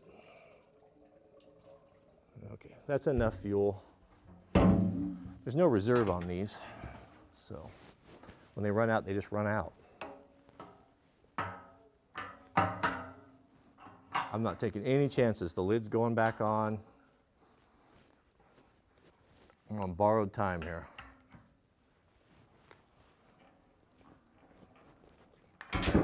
Okay, well, that was something. Put our fuel cap on. We've got a brand new fuel cap. Make sure that vent is open.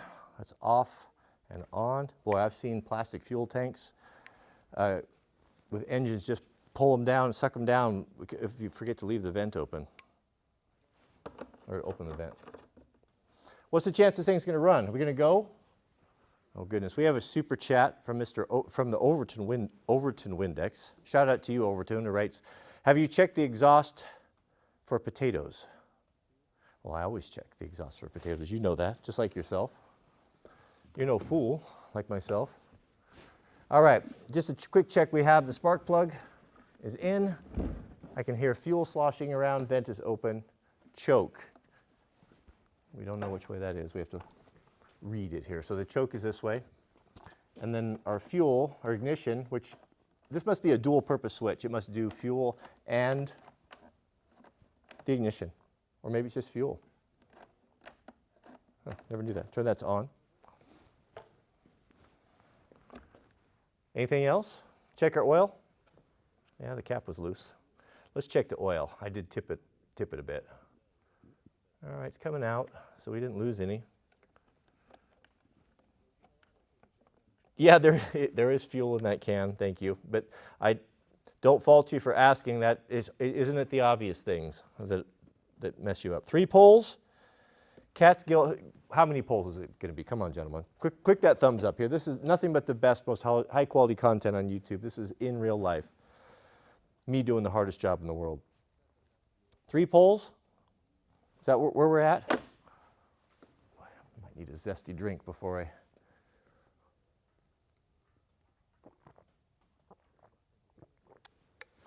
Three poles.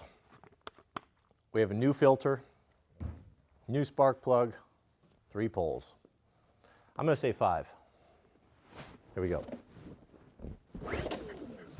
1,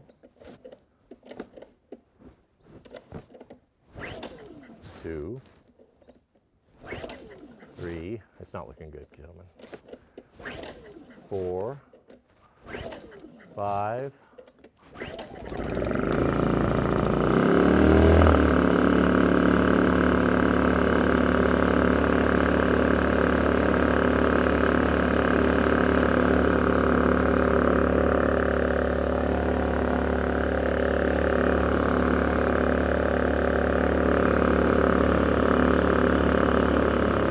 Eco throttle.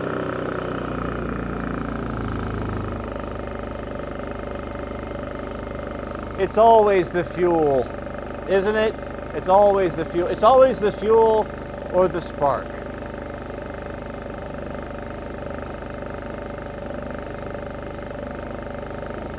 It's fixed.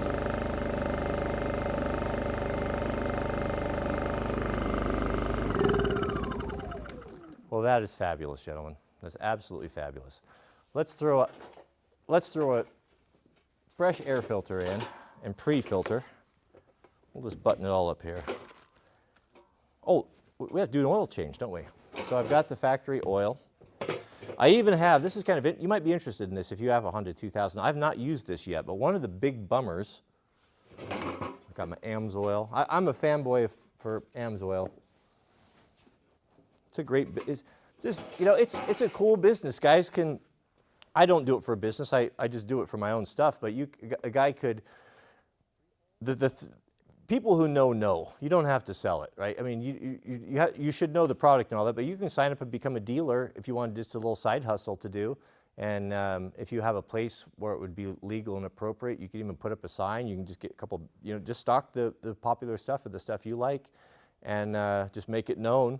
There's a guy down the road I saw that put up an Amsoil sign, and I thought, oh, that's cool. If I ever needed something and I couldn't wait to go get it, that I would just maybe stop by and just get it from him, right? So, and then you can make a little bit on it, and it makes it available to people. So it's a really cool business model. There's lots of literature and help, and they really are active in supporting their dealers from what I can see. Again, I haven't done it as a dealer. I just have had a very positive experience with the product and the whole thing where I feel like whoever is behind Amsoil, they just feel like really good people to me. They feel like they care about their employees and they care about their product.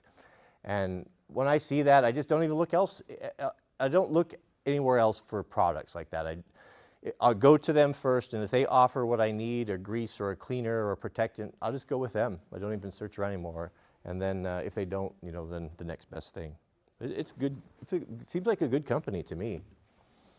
This is the tool I was telling you about. So the bad thing, or for some people, you can see the oil, there's no filter or anything, so the oil where you check it, it is right there, and you drain it from there as well. And there's a little, also someone sent me, I think these came together, and I never, this is kind of nice. So this looks like kind of an upgrade. It's a billet aluminum oil checker, which has a big, this is really nice actually. I've had these forever, and I've never used them, but I thought we would. But what this does, the idea here, actually I'm gonna run a rag through there. It's got a bunch of dust and goobers in it. It extends, it gives you basically a little spout that you can pour out into your, whatever you're filling with, or your oil pan. Oh goodness, we have a super chat from Mr. Tony Peterson. Shout out to you, Tony. And Tony says, P38 prop answer. Oh, do you have it? Here he goes. See if Tony is a smart man. Engine rotation was changed so that the propeller rotated outbound, reducing the downwash into the wings countersection, fuselage juncture, cant post. So I had never heard that before. I had a different answer, and you probably know more about it than I do, but what I was told was the counter rotating. So a P38, go online, open up a window, and look up the P38 Lightning. It was one of my granddad's favorite planes, that and the P51. It's a dual engine plane where the pilot sits in the middle. Was a real horrible plane to bail out of because there's in the back is a crosswing, and to get out safely, if you bail out, you're going to hit that, it's going to kill you. So to bail out safely, if memory serves, you had to put the thing up into like a stall and then or a roll or something and fall out some way and not hit that thing. It was pretty horrible. But it has two huge engines on it. And I was told they counter-rotate to offset the yaw. If you've ever been in a powerful motorcycle or a drag car, you'll see the whole frame twisting like that. Those engines, that would just crank that plane because it's so lightweight and the power was so high. So having the engines turning opposite, I don't know which way, if they turn inboard or outboard, opposite, they counteracted that yawing effect, and it was smooth. And so it was perfectly balanced. That's what I was told, and I don't know if that's true or not, but from your answer, it sounds like you might have a better knowledge than I do. Mr. Jason Barr, we have a super chat. Shout out to you. There is no better motor oil, in my opinion. Yeah, I think so. I hear talk about something, there's something called Redline that's based off of a different I don't know if it's something organic or whatever, but it's based off of something completely different that is a true synthetic, but I don't know anything about it. I've heard I think it's very specific for particular applications. But I don't know. I leave it up to the guys with Amsoil. When I saw what their synthetic transmission fluid did in my gearbox in my 300 after a brutal abuse in high heat, and it was just perfect, that sold me right there. And also the cylinder walls on the two-stroke oil, how the lack of there's no carbon or anything on them. Yeah, this is a really nice little unit here, so we can screw that in. Can you see this here? We can screw this in and have a clean oil change. Excellent.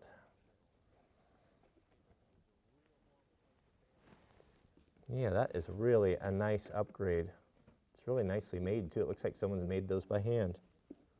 It's got an O-ring on it, so it'll seal. Yeah, that is fabulous. We'll be able to tip it right into the pan, I'll bet. Yeah, guys, more likely to change your oil on things when it's not a hassle.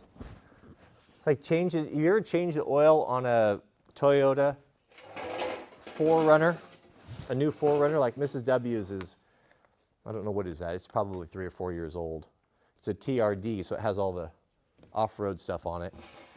And to change the oil, you got to pull a bunch of skid plates off. And it's a process. Jiraiya's changed it the last couple times, and it takes him better half a day to change oil on that. You know, it's just it's quite a process.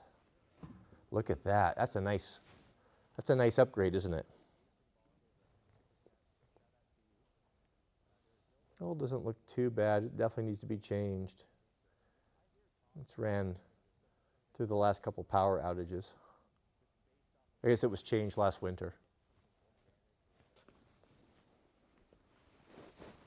We can rock this up and get a little more out there. Yeah, I think I'm going to have to get that pan a little bit lower. Oh, we're spilling, gentlemen. You won't be disappointed, trust me. This whole endeavor is far from over. Look at that. Goodness. This is how it begins.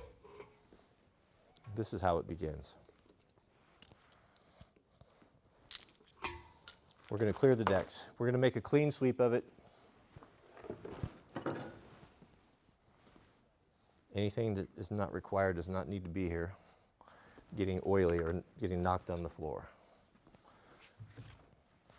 We just need a cat and something to pour that oil in. It's not overcomplicated here. We have a super chat from Mr. Tony Peterson. Shout out to you, Tony.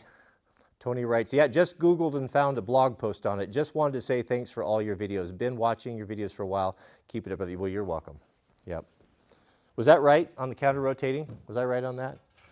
That's what my granddad told me.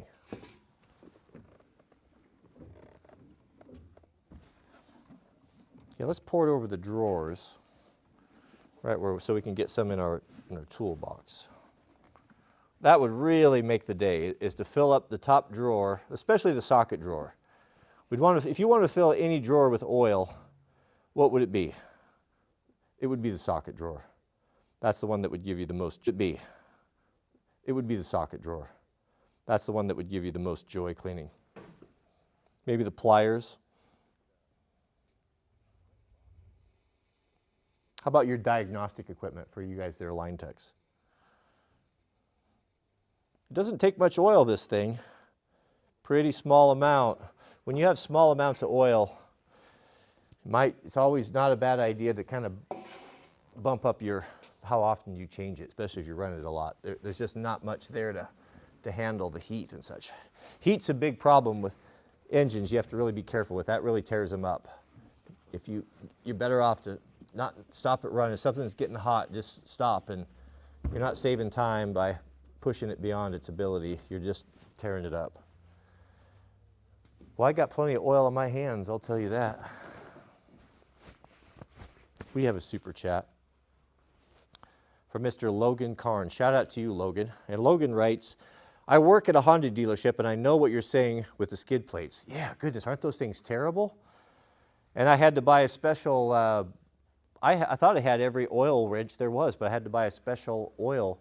Oh, even the oil filter is a pain. The oil filter, if I remember, is a canister. So you gotta take, oh goodness, it's not I don't think it's a spin-on. I could be wrong, but I think I had to buy a special tool for that. But thank you, Logan, for that. We have a super chat from Mr. Brian M. and single alternator member. Shout out to you, Brian. 100% spillage rate, super impressive. Yes, of course. Of course. That is what we do here. Would you rather spill oil or gasoline? I would much rather spill gasoline because it tends to take care of itself after a little while. Where the oil, it never goes away. Okay. I got a buddy who burnt up his KTM years ago. He's a good dude. He's kind of a spaz and a goofball, but he was changing the oil on it. I think it was a 450, KTM 450. This is a little tight here. And he had he had a little shop. He was working on Subarus, kind of a shade tree mechanic dude. And his buddies calls like, hey dude, come on down. You know, we're going out to get tacos or riding, whatever it was. And he got so excited, he just jumped on it and headed out there just full blast. He was always pinned up, he was always on the pipe on that thing. And then seized it right there. Forgot to put the oil in it. He was in the midst of, right in the middle of the oil change when he was interrupted, and he went and burned up his engine. Now, you may think that is, you think, oh, that was a stupid thing to do, but that's super, super common. That happened to me this year. Super scary. So I was putting the rear wheel on my 300, and it's got a big axle and a big nut on it. It's 80 Newton meters is the torque on that. I do it all the time, so I know it by heart. And I torque everything. I'm very, very anal about that bike. So I was just putting the socket on to torque that, and Mrs. W came in with my lunch, and I visited with her a little bit, and I never got it torqued. It was just finger tight. Well, I went on a big ride with Jack, and we were just riding, racing and competing and riding so hard, and we stopped, and I looked back, and my axle sticking out clear out the side, where it was starting to back out because I didn't get that nut torque, because I was interrupted in your work. That happens, for sure. Okay, we're going to put our oil in. What's the quantity? Can anyone look up how many ounces that these little 2000s take? And then that will, we won't have to keep peeking in there. At least we'll have a rough idea. We've got 1 quart here. I'm sure it's not going to take that whole quart. Oh goodness, we have a mega chat here from Mr. Bradley Cowart. Shout out to you, Bradley. Wow, that's very generous of you. Who says, I really appreciate these live streams. It's nice to have a place to get away from the streets and chaos of the world and spend time with like-minded, godly people. I hope you and your family have a great Thanksgiving. Well, I sure do appreciate that. We are looking forward to that. We're going to have, we're hosting Thanksgiving, as I said, and Mrs. W, I'll see if I can get her, we can do some live streaming. Or just at least, if you don't have a family to hang out with, at least we could throw something up there. We could do a live stream of the fire, right? The fireplace. But thank you, Mr. Cowart, Bradley. That was very generous of you, very kind. And it's encouraging to hear that.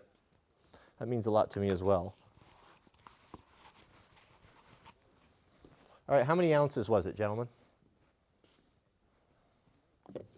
How much of this quart?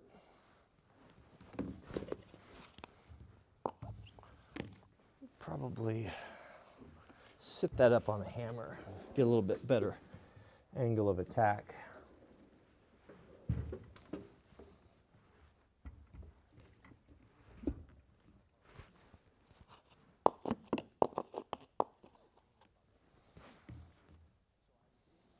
I'm trying to find out here. I'll look at my chat going there. How many ounces we got? 4.4, so a little less than half. A little less than half.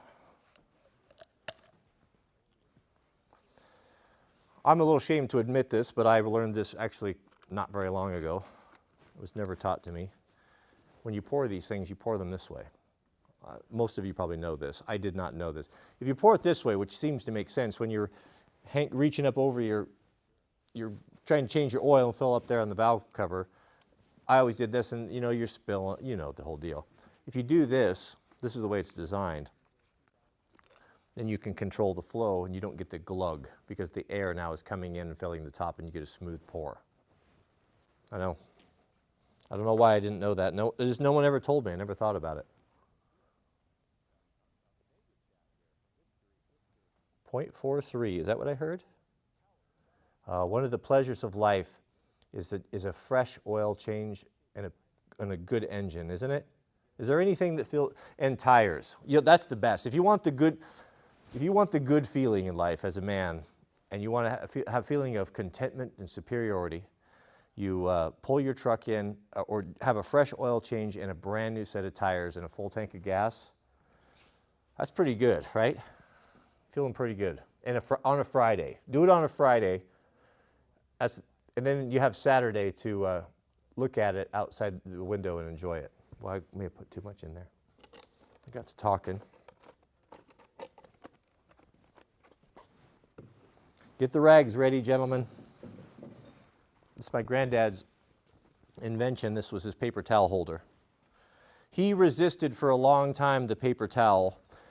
We had a church, we had a rummage sale growing up where once a year everyone would bring things and families would go there, and it was free, you know, just people's stuff, just extra stuff they had. So if you needed baby stuff or cribs and such. He would wait till the very last day. Everything that wasn't claimed would be taken out and thrown in the dump. So he'd wait till the last day. No one wanted anything, and he would go and pick out all of the cotton T-shirts, and he would bring them home in a big old bag, and him and I would, with shears, we would cut them into rags, and we would put those rags in big boxes. He was a mechanic, and he would clean up all the oil spills and you need a lot of rags in a shop. That's what he would do, and that's how we did it. And he resisted the paper towels for a long time, but finally it just got to the point where the convenience of the paper towels overtook him, and he made this. and I don't know he just cut it out of a piece of 1/2-inch plate, and it's got a post on there. I added the cap because the top was sharp, and when I was putting it down, I almost cut my finger one time, but that's it. He even painted it red, and that's the way it was in his shop growing up. I have it today. It's valuable to have these things. You don't have to have everything, but just a few things just to remind you of where you came from. All right, did I overfill this? I'll bet I did. We have a little bit of grace with that nozzle. I don't know. Did we get it? How close did we get it? Oh, you're not going to believe it, gentlemen. This has been the best day of my life here. I didn't spill the gas. You're not going to believe this.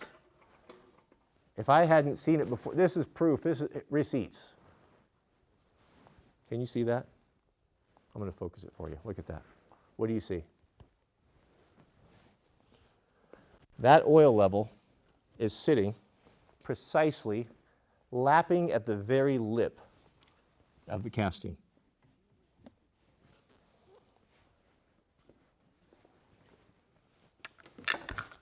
You love to see it.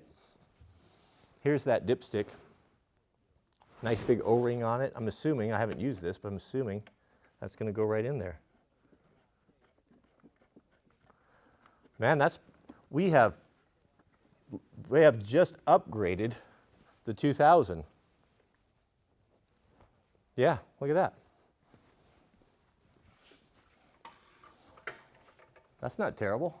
I like that. It's got the nicer dipstick on it. All right. Shall we do an oil filter or air filter? Oh, we have a super chat. Goodness, we have a super chat. Hold on.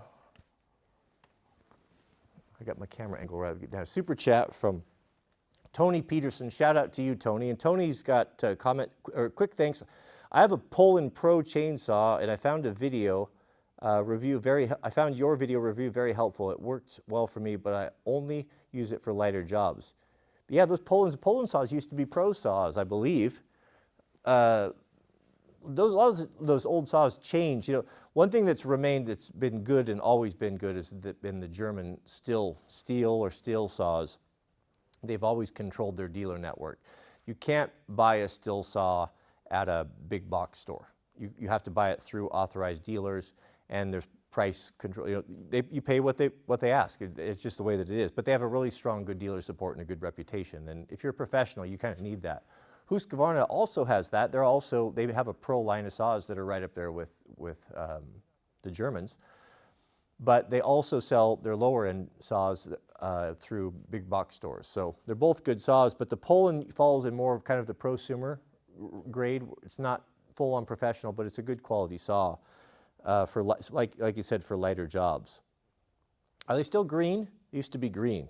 My granddad, even Homelight is not a very good saw. Well, I wouldn't say not very good. A Homelight is not a professional saw. It's a lower end saw for someone that doesn't need that, maybe on a budget or just needs a saw for one job. I mean, it'll get it done. But a Homelight used to be a professional saw. My granddad, his chainsaw he had a big Homelight, and it was a full-on pro saw, and we would go up to the saw shop, stop in and get bars fixed or different things on our way up to cut firewood, and at the pros we were using them. I would see those on the guys' trucks and stuff, but not anymore. They're not a high-quality saw. We have a comment from Mr. Joe Kokinda. Shout out to you, Joe, who comments, I recently changed the oil on my Onan 4000 onboard generator for my toy hauler. The drain plug was directly over the frame. Oh, I know. Isn't that the worst? I run into that all the time. Ford's done that. So what he's talking about, where you have a drain, Jeeps were that way too. You have to pull the plug, and it's got to drain out into a pan. Well, they'll put that plug right where there's a cross beam or the front axle or something in the way, so the oil has to ooze all over it, and then it runs down, and then it's dripping. It drips for what? For ages. It never stops dripping. Once you do that, it'll drip. It'll just drip forever. I don't know how it's possible. Poulin. Sorry, Chevy. Poulin, not Poland. Well, we don't say it that way out here. I don't know where you're from, but out here on the West Coast, which is the best coast, we say Poland. And we have the biggest trees, so that's that. The bottom line on how to pronounce Poulin.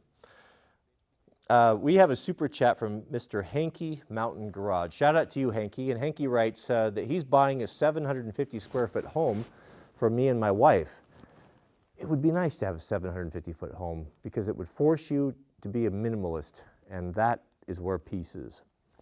Water heater and washer and dryer are living areas. Should I add a small utility room, mudroom? I would add. Mrs. Debbie and I are in the process of trying to design a home that is small, compact, but also very livable and very useful. So there's a couple features that we will not compromise on. That when we're laying it out, we have to make tons of compromises, to go into a small home. But some things that we're not willing to compromise would be a foyer, a covered foyer, especially in a cold climate. So it's basically a double entry. And when it's 10 degrees outside and the wind is blowing, to throw open doors and let all that wind in and for the house and everyone sitting inside it's just terrible. So in cold climates and lodges and stuff, they'll do a foyer. So I would consider that, or it might even be a mudroom, and it helps to keep your house a lot cleaner. If you're coming in and you have a bench that you can sit on and tons of coat hooks and places to put things, build a bench and maybe with cupboards underneath where you can stuff shoes and boots and such, and hang up mittens.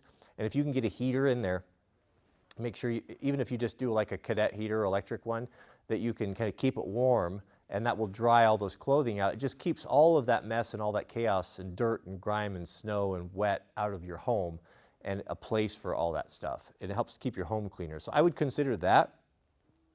This doesn't apply to you, but just for us, another thing that we're gonna do would be 2 dishwashers.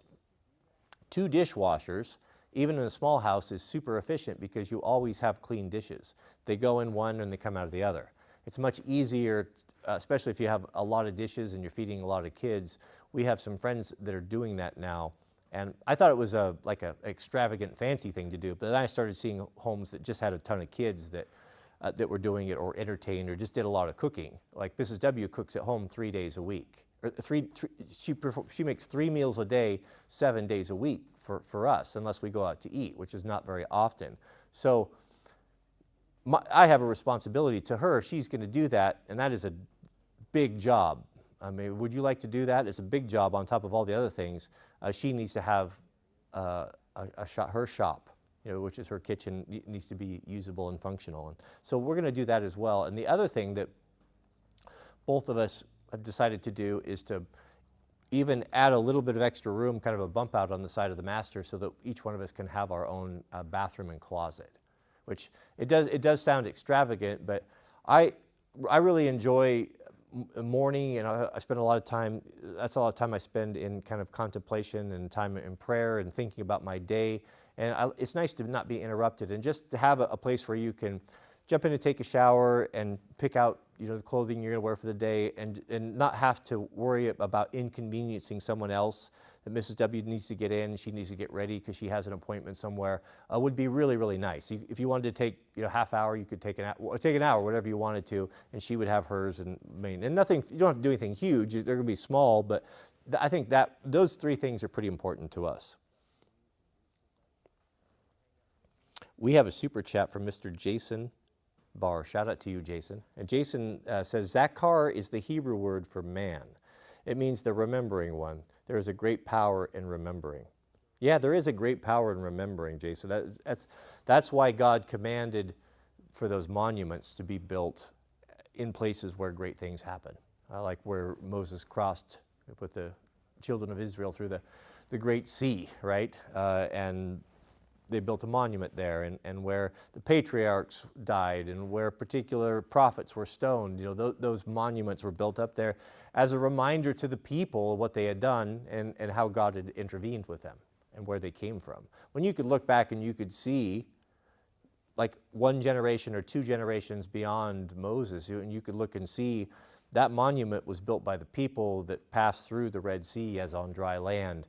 That's a memory. It reminds you of where you came from, what your culture is, who your God is, and is a grounding rod for you.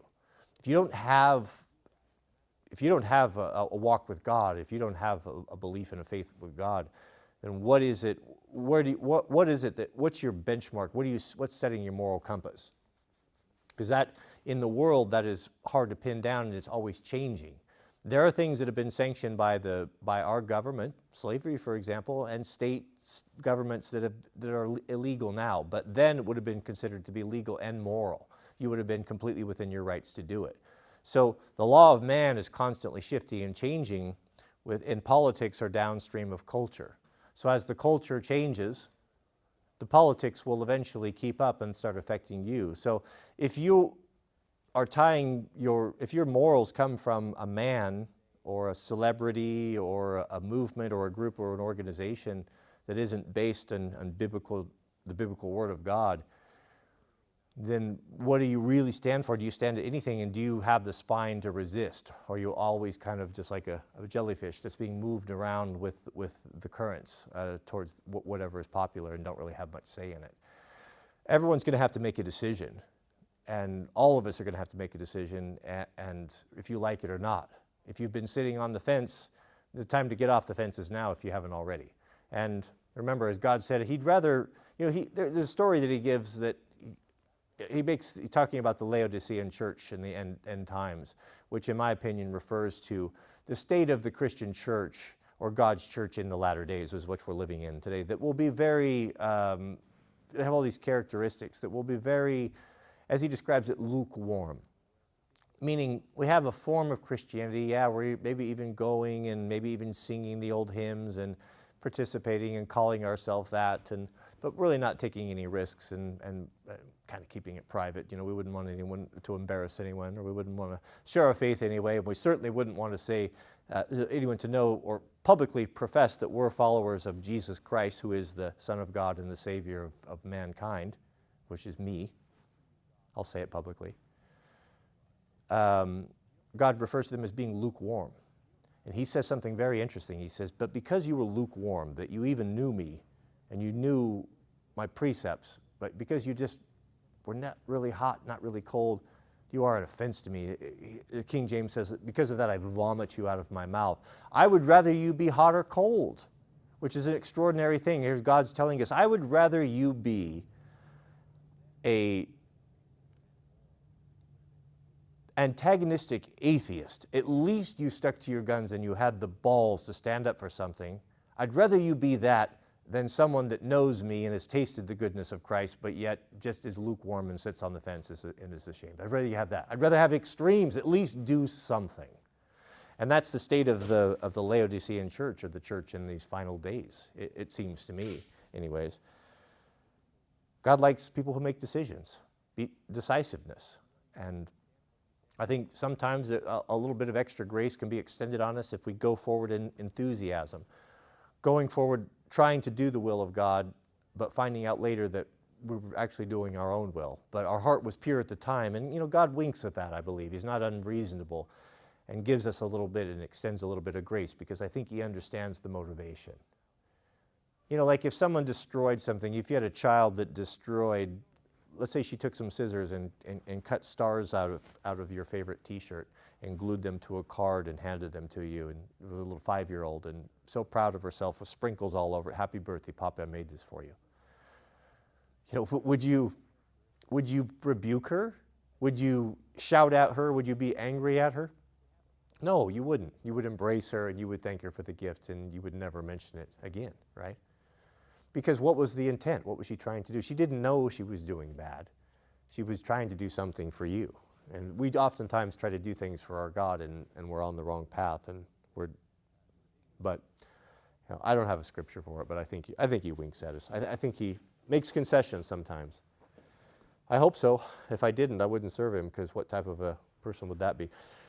Forgiveness is really important, an important part of faith, and I think is a big hang-up for a lot of folks. That many of us have been in the trenches and have done things and associated with people that we've done things that we regret. And even though we know, we read the scriptures and we understand about forgiveness and all that, it does creep up on you, and it is a wedge that the adversary will use to needle you in your weaker moments, that what you've went too far, you know, you're beyond grace. What you've done is so beyond redemption that you can't be saved. And people are lost that way and give up and stop fighting because they think, I've just done too much. No, I can't even comprehend that level of forgiveness. But the one thing you need to keep in mind, that when we read through the scriptures, the 66 are very clear. There's only one thing you can do to lose salvation, and that is the grieving of the Holy Spirit. Well, what does that mean? Well, how do you grieve the Holy Spirit? You know, the grieving of the Holy Spirit, how I understand it, is not a physical thing that you could just go out and profess right now and seal your fate to destruction. It's a lifelong process of ignoring the urging of God, of ignoring that conscience to do what you know to be right. Because that angel and that devil on the shoulder is a ridiculous caricature that we've grown up with, but it is not. But it does help to understand that we make decisions all the time, whether for good or for evil. And you get to the point where you have so hardened yourself that you cover yourself with a spiritual carapace, for lack of a better word, that you're impenetrable. The urgings of God, and we know God speaks to us through the small, still voice, the urging of the Spirit. You can no longer hear it, and therefore the connection is completely severed. You've severed it by the hardness of your heart, and you've gotten to the point where you're so insulated that you can no longer do anything. And the reason why that soul is lost and not reunited with God through repentance through Christ is because God has to let go of him. It's simply, it was his wish, and the respecting of free will is everything. So it's important to start getting a grown-up and a man's understanding of who God is. Because if you're serving him and you don't know these things and haven't tested these things or had your faith tested or even have been angry or just thought God was even unjust and given up without getting in and finding out context and putting in the work, then you're missing out. Because I still run into things. There's still things I can't reconcile. I can't reconcile my cat bringing in a mouse that's still alive and toying with it, tormenting it. I can't reconcile wolves that run along with elk herds and just tear the throats out of them when they don't need the meat. They're satiated. They're not hungry. They're just doing it for sport because they can do it, because they're the superior alpha predator. and they do it for fun. You know, those type of things, that's just pure cruelty. It's cruel to mess with that mouse when it's suffering and not just put it out of its misery. And these are base animals. These are the wild beasts. And I think, you know, that the system is broken. If God created all things and spoke everything into existence, then he ultimately, the buck stops with him. He's ultimately responsible for the running of it. You know, we can't create life. You know, we can't change the nature of a wild beast to the nature of a cat and a mouse. We can't change these things, but we can observe them. And these things is not nature supposed to be our teacher and of what the Father is? It is from his handiwork, his creation. You know, when you see the background and you see the environment that I work in, this is a manifestation of me, of what I like and the things that I enjoy and the textures and colors and feeling. This is the environment that I want to be in. I spend a lot of time in here. This is very much of who I am. God's handiwork and God's creation is very much who he is. So when you see that, you know, I struggled with that for a long time, and I've prayed about it, and I understand that I don't see things clearly, and it's more likely that I'm at fault here than him, even though I can't see any reason why this should be. But that's something that will be made clear to me, and if not in this realm, then in the kingdom, I'll be able to answer it face to face with it. So sometimes, you know, it's like eating a chicken on the bone. You know, just because you get a bone, you know, you don't throw the dinner out, you set it aside, come back to it later. So I don't have all the answers. We're all in the struggle together, gentlemen.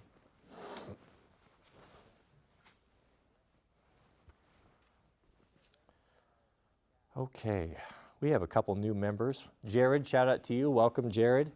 And we have also Canoe Simpson. Shout out to you as well. Glad to have you here. Yep. Okay, let's put that filter in. We'll hit it one more time. Make sure we got our oil going, but I'm feeling pretty good about it. It took long enough, but she's going. We all learned something as well. Definitely, I definitely did.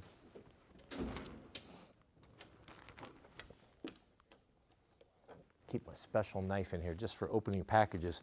A sharp knife is one of those things that walks away in your shop. That and a number 2 screwdriver and a number 10 millimeter socket or wrench of any sort.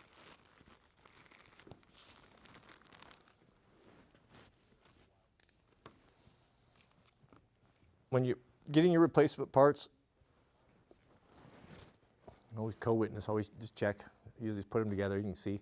This one's old and dried up a little bit, the new one's a little bit fluffier. These are OEM, always OEM parts if you have the ability. There should be a pre-filter here as well. I see the old one, but I don't see I thought for sure there was a pre-filter. You guys remember there being a pre-filter?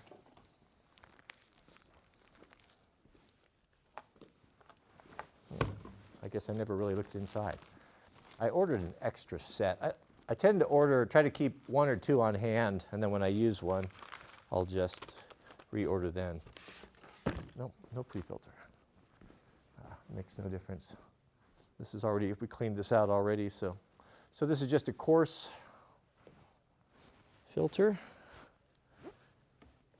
So the air comes up, kind of a Venturi deal right here. That's interesting. There's a lot of science in these.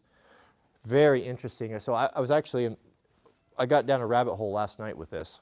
I got to tell you about this. It's fascinating. I can show you on my snow bike too. So there's a dude, the guy that built my original 300. So he's got a business. He's an ex-professional and he's a master mechanic, and he's probably producing the most cutting edge. He's doing some amazing stuff. He's an incredible mechanic and racer, and he gets it, and he's a rider. So we're talking about how to make the snow bikes better and different things. And one thing I was asking him about was power. I'm having a problem. I want more power in that 450. And there's a guy in Canada that developed an intake. It's called an Air Force, and I got one. I haven't ridden it, but basically all they did was he just really got in and looked at the science of how air flows across wings and venturis and such. And just by simply bolting on this intake on these snow bikes that are custom tuned for each individual size, you know, the 450 versus the 500 stuff, and they dyno it all. It's all, you know, it's not nonsense. It's not think so. It's actually hard science. This guy does the work and has all the instrumentation and the receipts. Incredible on this 450s. Depends on the cam and such, but a minimum 6 horsepower increase right off the bat, right there. And a great increase on the low end, on the torque on the bottom and the mid-range, up to 11 horsepower increase just from that, just a $150 bolt-on piece. It's incredible. It solves all sorts of problems. So I've been having problems with that bike. I didn't know I was having problems. So when we built that, was that 2 or 3 years ago? This is the SXF 450 KTM 2019. That's the motocross, the high performance engine on the Yeti sled. And so we had to change. You're basically taking a motorcycle that's designed to run in the summertime in a warm, tepid environment and asking it to perform completely different. Also at a different RPM range. On those bikes, you're running those bikes in first, second, and third gear, unless you're on the road, pinned. You know, at 1,200, 12.5 RPMs, you know, bouncing off the rev limiter, you're absolutely wringing their necks. And they're just running full bore all the time. First gear, pinned wide open all the time, every climb. So I'm going through massive amounts of fuel and having all sorts of problems with keeping heat in the bike. I'm having to take, like on big rides, the big loops have to take like 6 gallons of fuel. And that's difficult to do. It's difficult to take that much fuel and manage all that. So what we found out was that the ECU was wrong. You know, some of the early ECUs and the mapping on it it's running too rich. It's pouring too much fuel in. And when you put too much fuel into an engine, it runs cool. And if you lean it out and put too little fuel into an engine, it runs hot. So finding that balance is important. So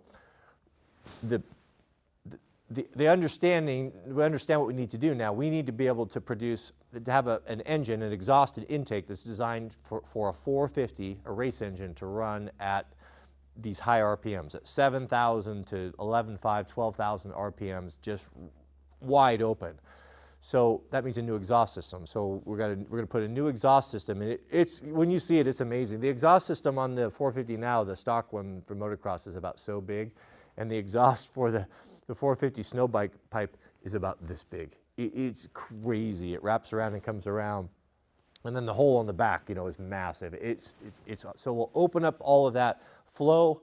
We'll have the new Venturi intake and then the new mapping, which will be programmable on the fly. So I'll be able to program, change the mapping and the fuel and the timing, everything I need right on the switch, and just perfect perfectly. So I can just lean out until I get a bog and then start backing up and working and start playing with that. So that's going to be really fun. But lots of different things. We're going to go in a complete different direction with the snow bike. So the sport is so new and evolving so quickly that what was super skookum and working really good now is being surpassed. So it's kind of an exciting time, and these innovations are jumping and changing, but it's kind of a cool thing. It's a cool sport.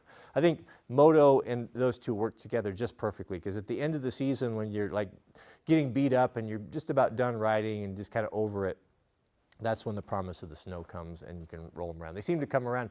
God has timed the seasons perfectly, hasn't he? Just when you don't think you can stand the summer anymore, it starts to relent and into the fall, and things cool down, and yeah, it's just perfect. The seasons are timed perfectly.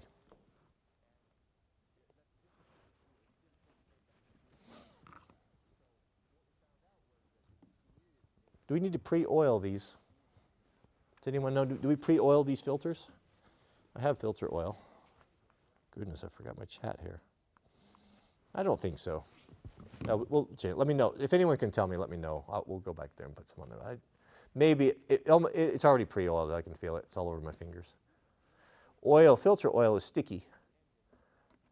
And foam filters, if you put oil in it, it catches that dust.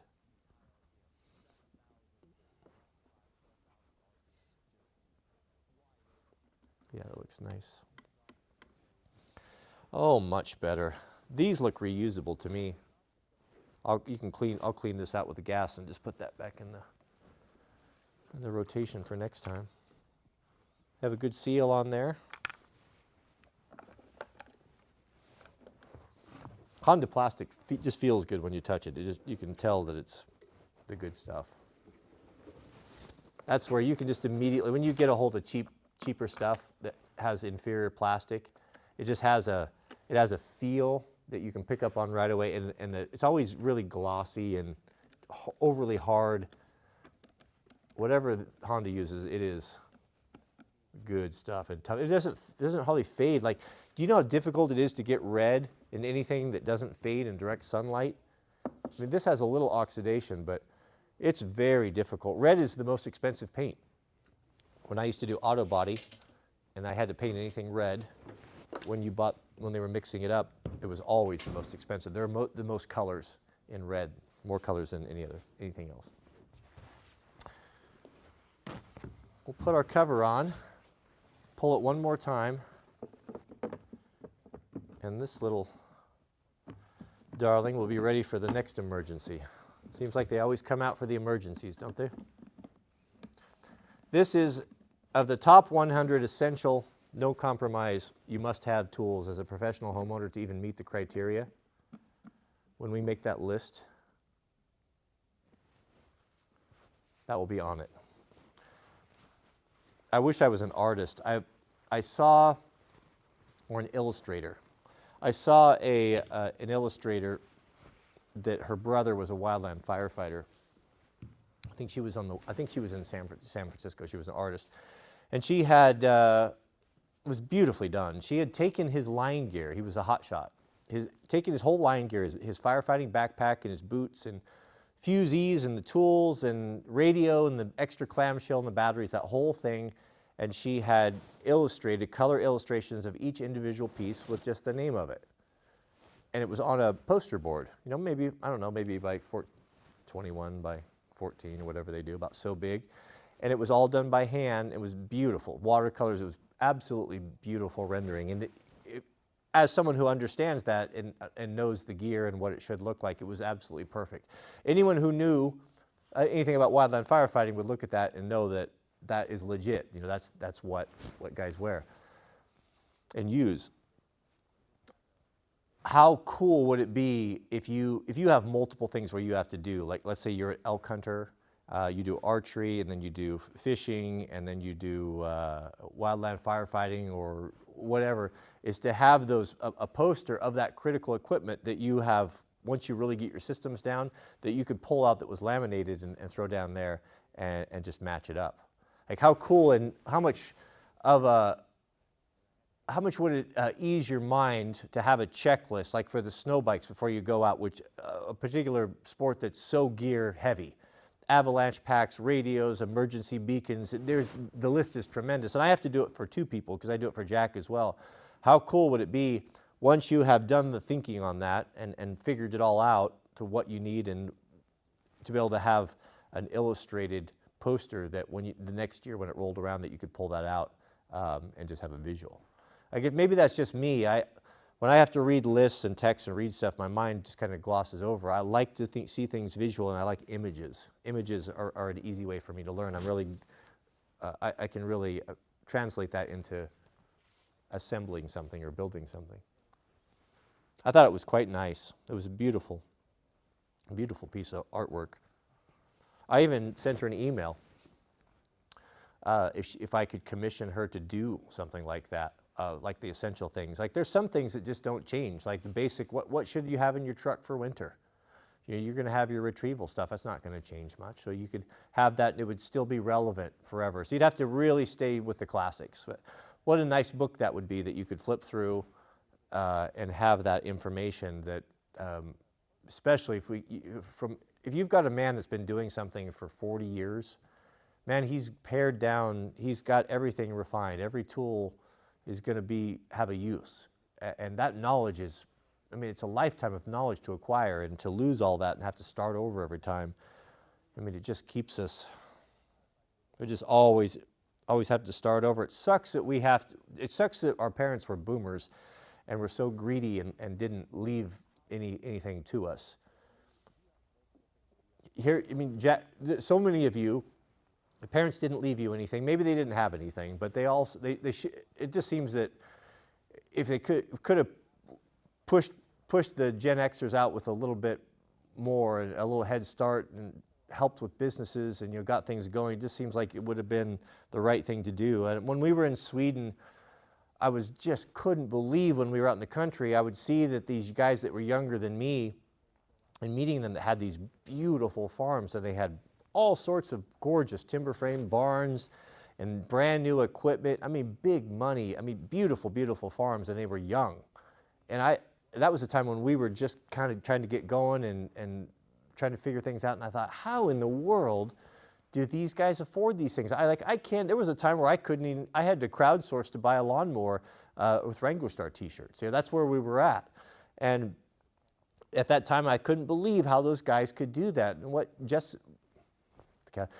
W told me was that, well, these guys are 6th, 7th, 8th generation, and that's how it's done here. It's, of course, your son, you hand it down to your son, and his father built a barn, and his grandfather built a well, and his grandfather built a fence, and pretty soon you have an amazing inheritance, and you're already set for life. You can go out of university right into the family business, and everything is established and running. You just have to take care of it. And I think there's an expectation that there should be from the families that you should leave something, you should improve it as well, that you should leave something of value for your children. But we don't have any of that. So those of us who finally wake up from the matrix and realize, hey, we want to raise our kids traditionally, we want a traditional woman, we want a traditional life.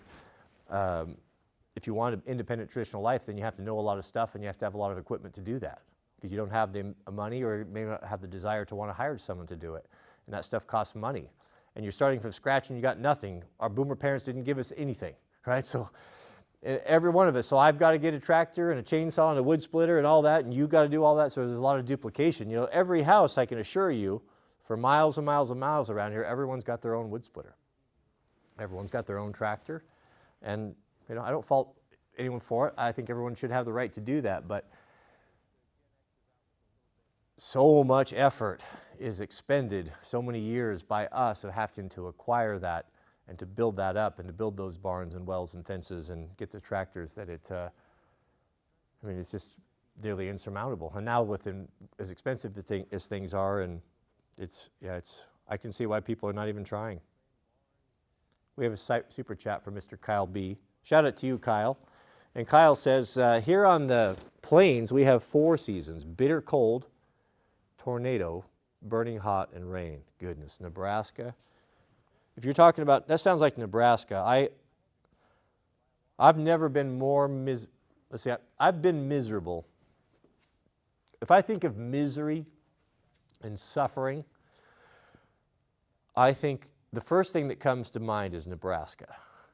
The humidity and the bitter cold. Goodness, it's cold there. It's always windy. I think of suffering, I think of Nebraska, Houston, and South Florida in the summertime, and the Everglades in a tent without a bug screen. Yeah, so for my first time to Florida, when I was traveling, when I moved over there, I was traveling a lot. I was a construction superintendent, so when you do something a lot, you get good at it, right? So I am a good traveler. I'm like a soldier, man. I can get in and out super light. I know how to pack. I know what I need. I don't take anything extra. I know how to work the system. I know the mile. I know all that. I do all that stuff, right? So yeah, it is. I forgot where I was going with this, but it is very different traveling with children after that.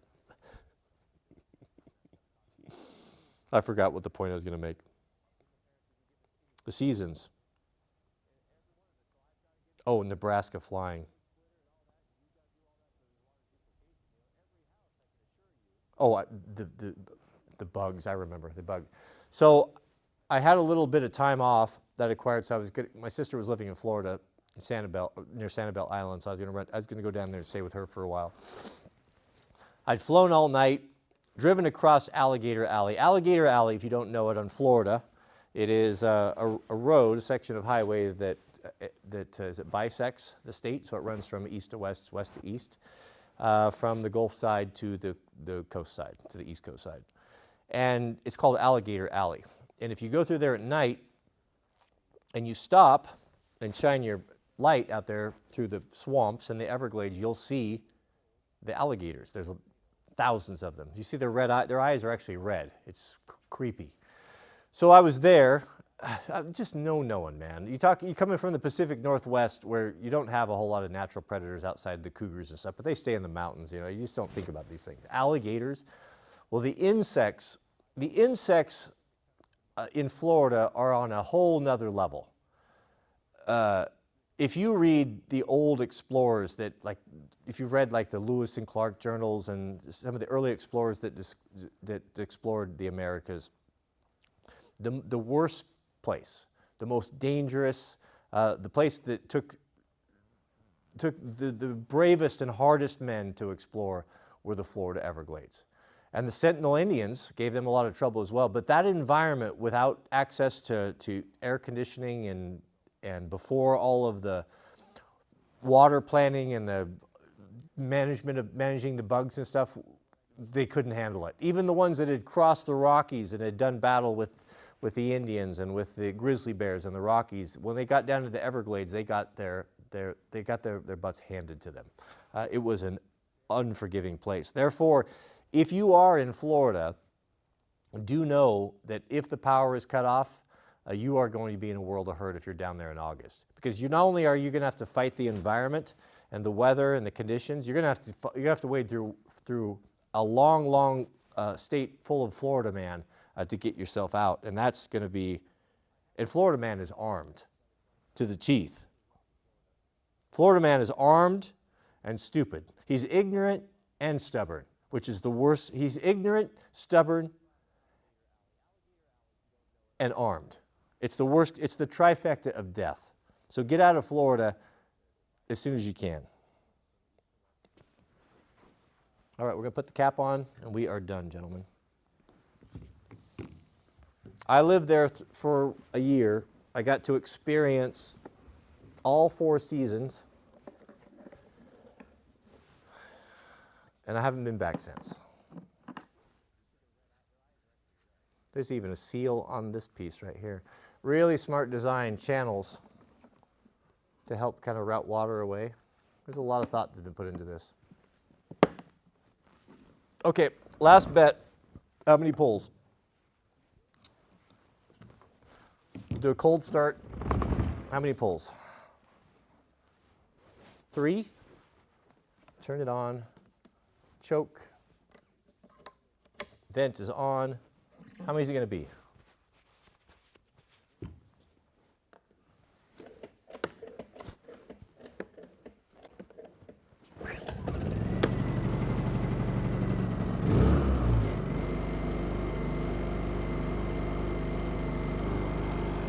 One. It was the fuel system for sure. All right. Well, that's it. I'd say that was a success. Sometimes I'm always surprised when the solution is so simple like that. We had something the other day that I was absolutely surprised. Oh, I don't know what our rental had has a quadrifire gas fireplace, and the fan wasn't working, and I crawled around there. Yeah, it's always intimidating when you're not used to something, and you always build it up to be bigger or worse than it actually is. And crawled around there and I went out there and got to looking at it, and kind of, okay, let's just keep it basic and start following, what's going on, and was able to fix it and go buy the part and get the heat back on from all in one visit or in 2 visits.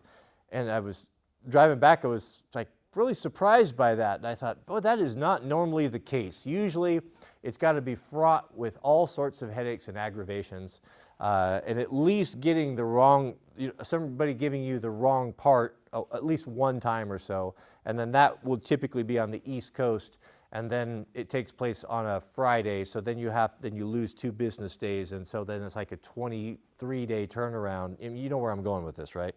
Well, that didn't happen. It all worked. It turned out to be the blower. Put a new blower in it. Oh, 2 things went out. Yeah, so that's what I did. The blower was bad, tested it, there was power to it, the blower wasn't working. Pulled the blower out, called the quadrifire guy, 2 hours away. He had one, Dry went down there, grabbed it, came back, we put it in, awesome.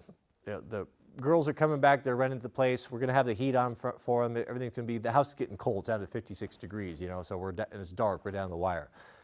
Go to fire it up, and it doesn't work. So the little igniter thing is what bad. So in all the jostling and moving around, we broke something else. But Jariah, bless him, had, and the stove guy said that this could be a problem. You might want to change this while you're in there. And Jariah, very fortunately, had grabbed that piece, and we had it, and it was the right one. 2 parts, and they both fit, and it didn't plug in. We had to make a new connection, but it was no matter. And we turned it on, and it worked. And that it even fixed a problem with the thermostat that was acting up. It was just, it was amazing. It was amazing.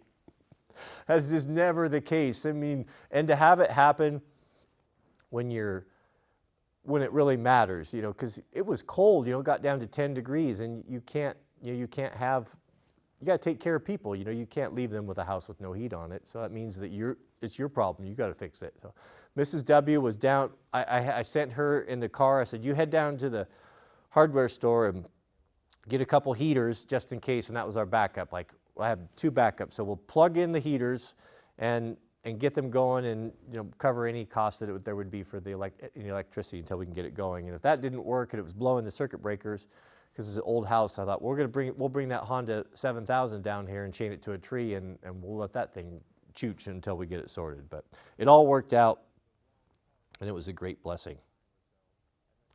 Oh, goodness. We have a super chat from Mr. Jason Barr. I haven't even been watching. The mods deserve double pay tonight. Have we had folks giving us a hard time in here? Well, I sure do appreciate that. Yeah, Jariah, he's a good man. Boy, he's my right arm around here. He's a good dude.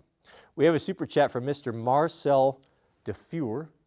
Shout out to you, Marcel. Marcel writes, thanks for everything. Have a drink on me. Well, I appreciate that. I gave up drinking. I don't drink no more, but I do appreciate that. I wonder how long it's been.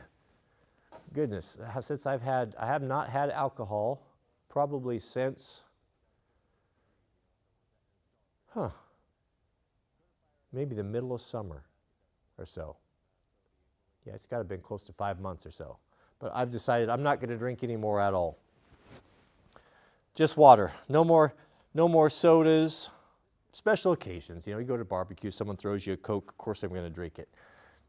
Hot day, Coke in a can or a glass, Mexican Coke in a glass bottle, special occasion, of course. Keeping it in a fridge, making it a habit, sugary drinks, orange juice. Orange juice, as you know, is just sugar and water. Orange juice is not healthy. Even, I mean, yeah. It's best to drink water. Yep. Get used to it. Many of us might be drinking bread, have bread and water, and that's all we're going to be drinking pretty soon. All right, thank you, gentlemen. I got to get out of here, get back to work. I sure do appreciate all of the hard work from the mods. Sounds like you guys did double duty today for all the generosity of the super chats. Welcome our new members, of course, and those of you who hang out with us. I'll have another project most likely tomorrow, and we'll see where that takes us. But hopefully it will be as successful. So thanks for watching. May God bless you and your families. Please keep us all in your prayers, and we'll see you guys over on the next one.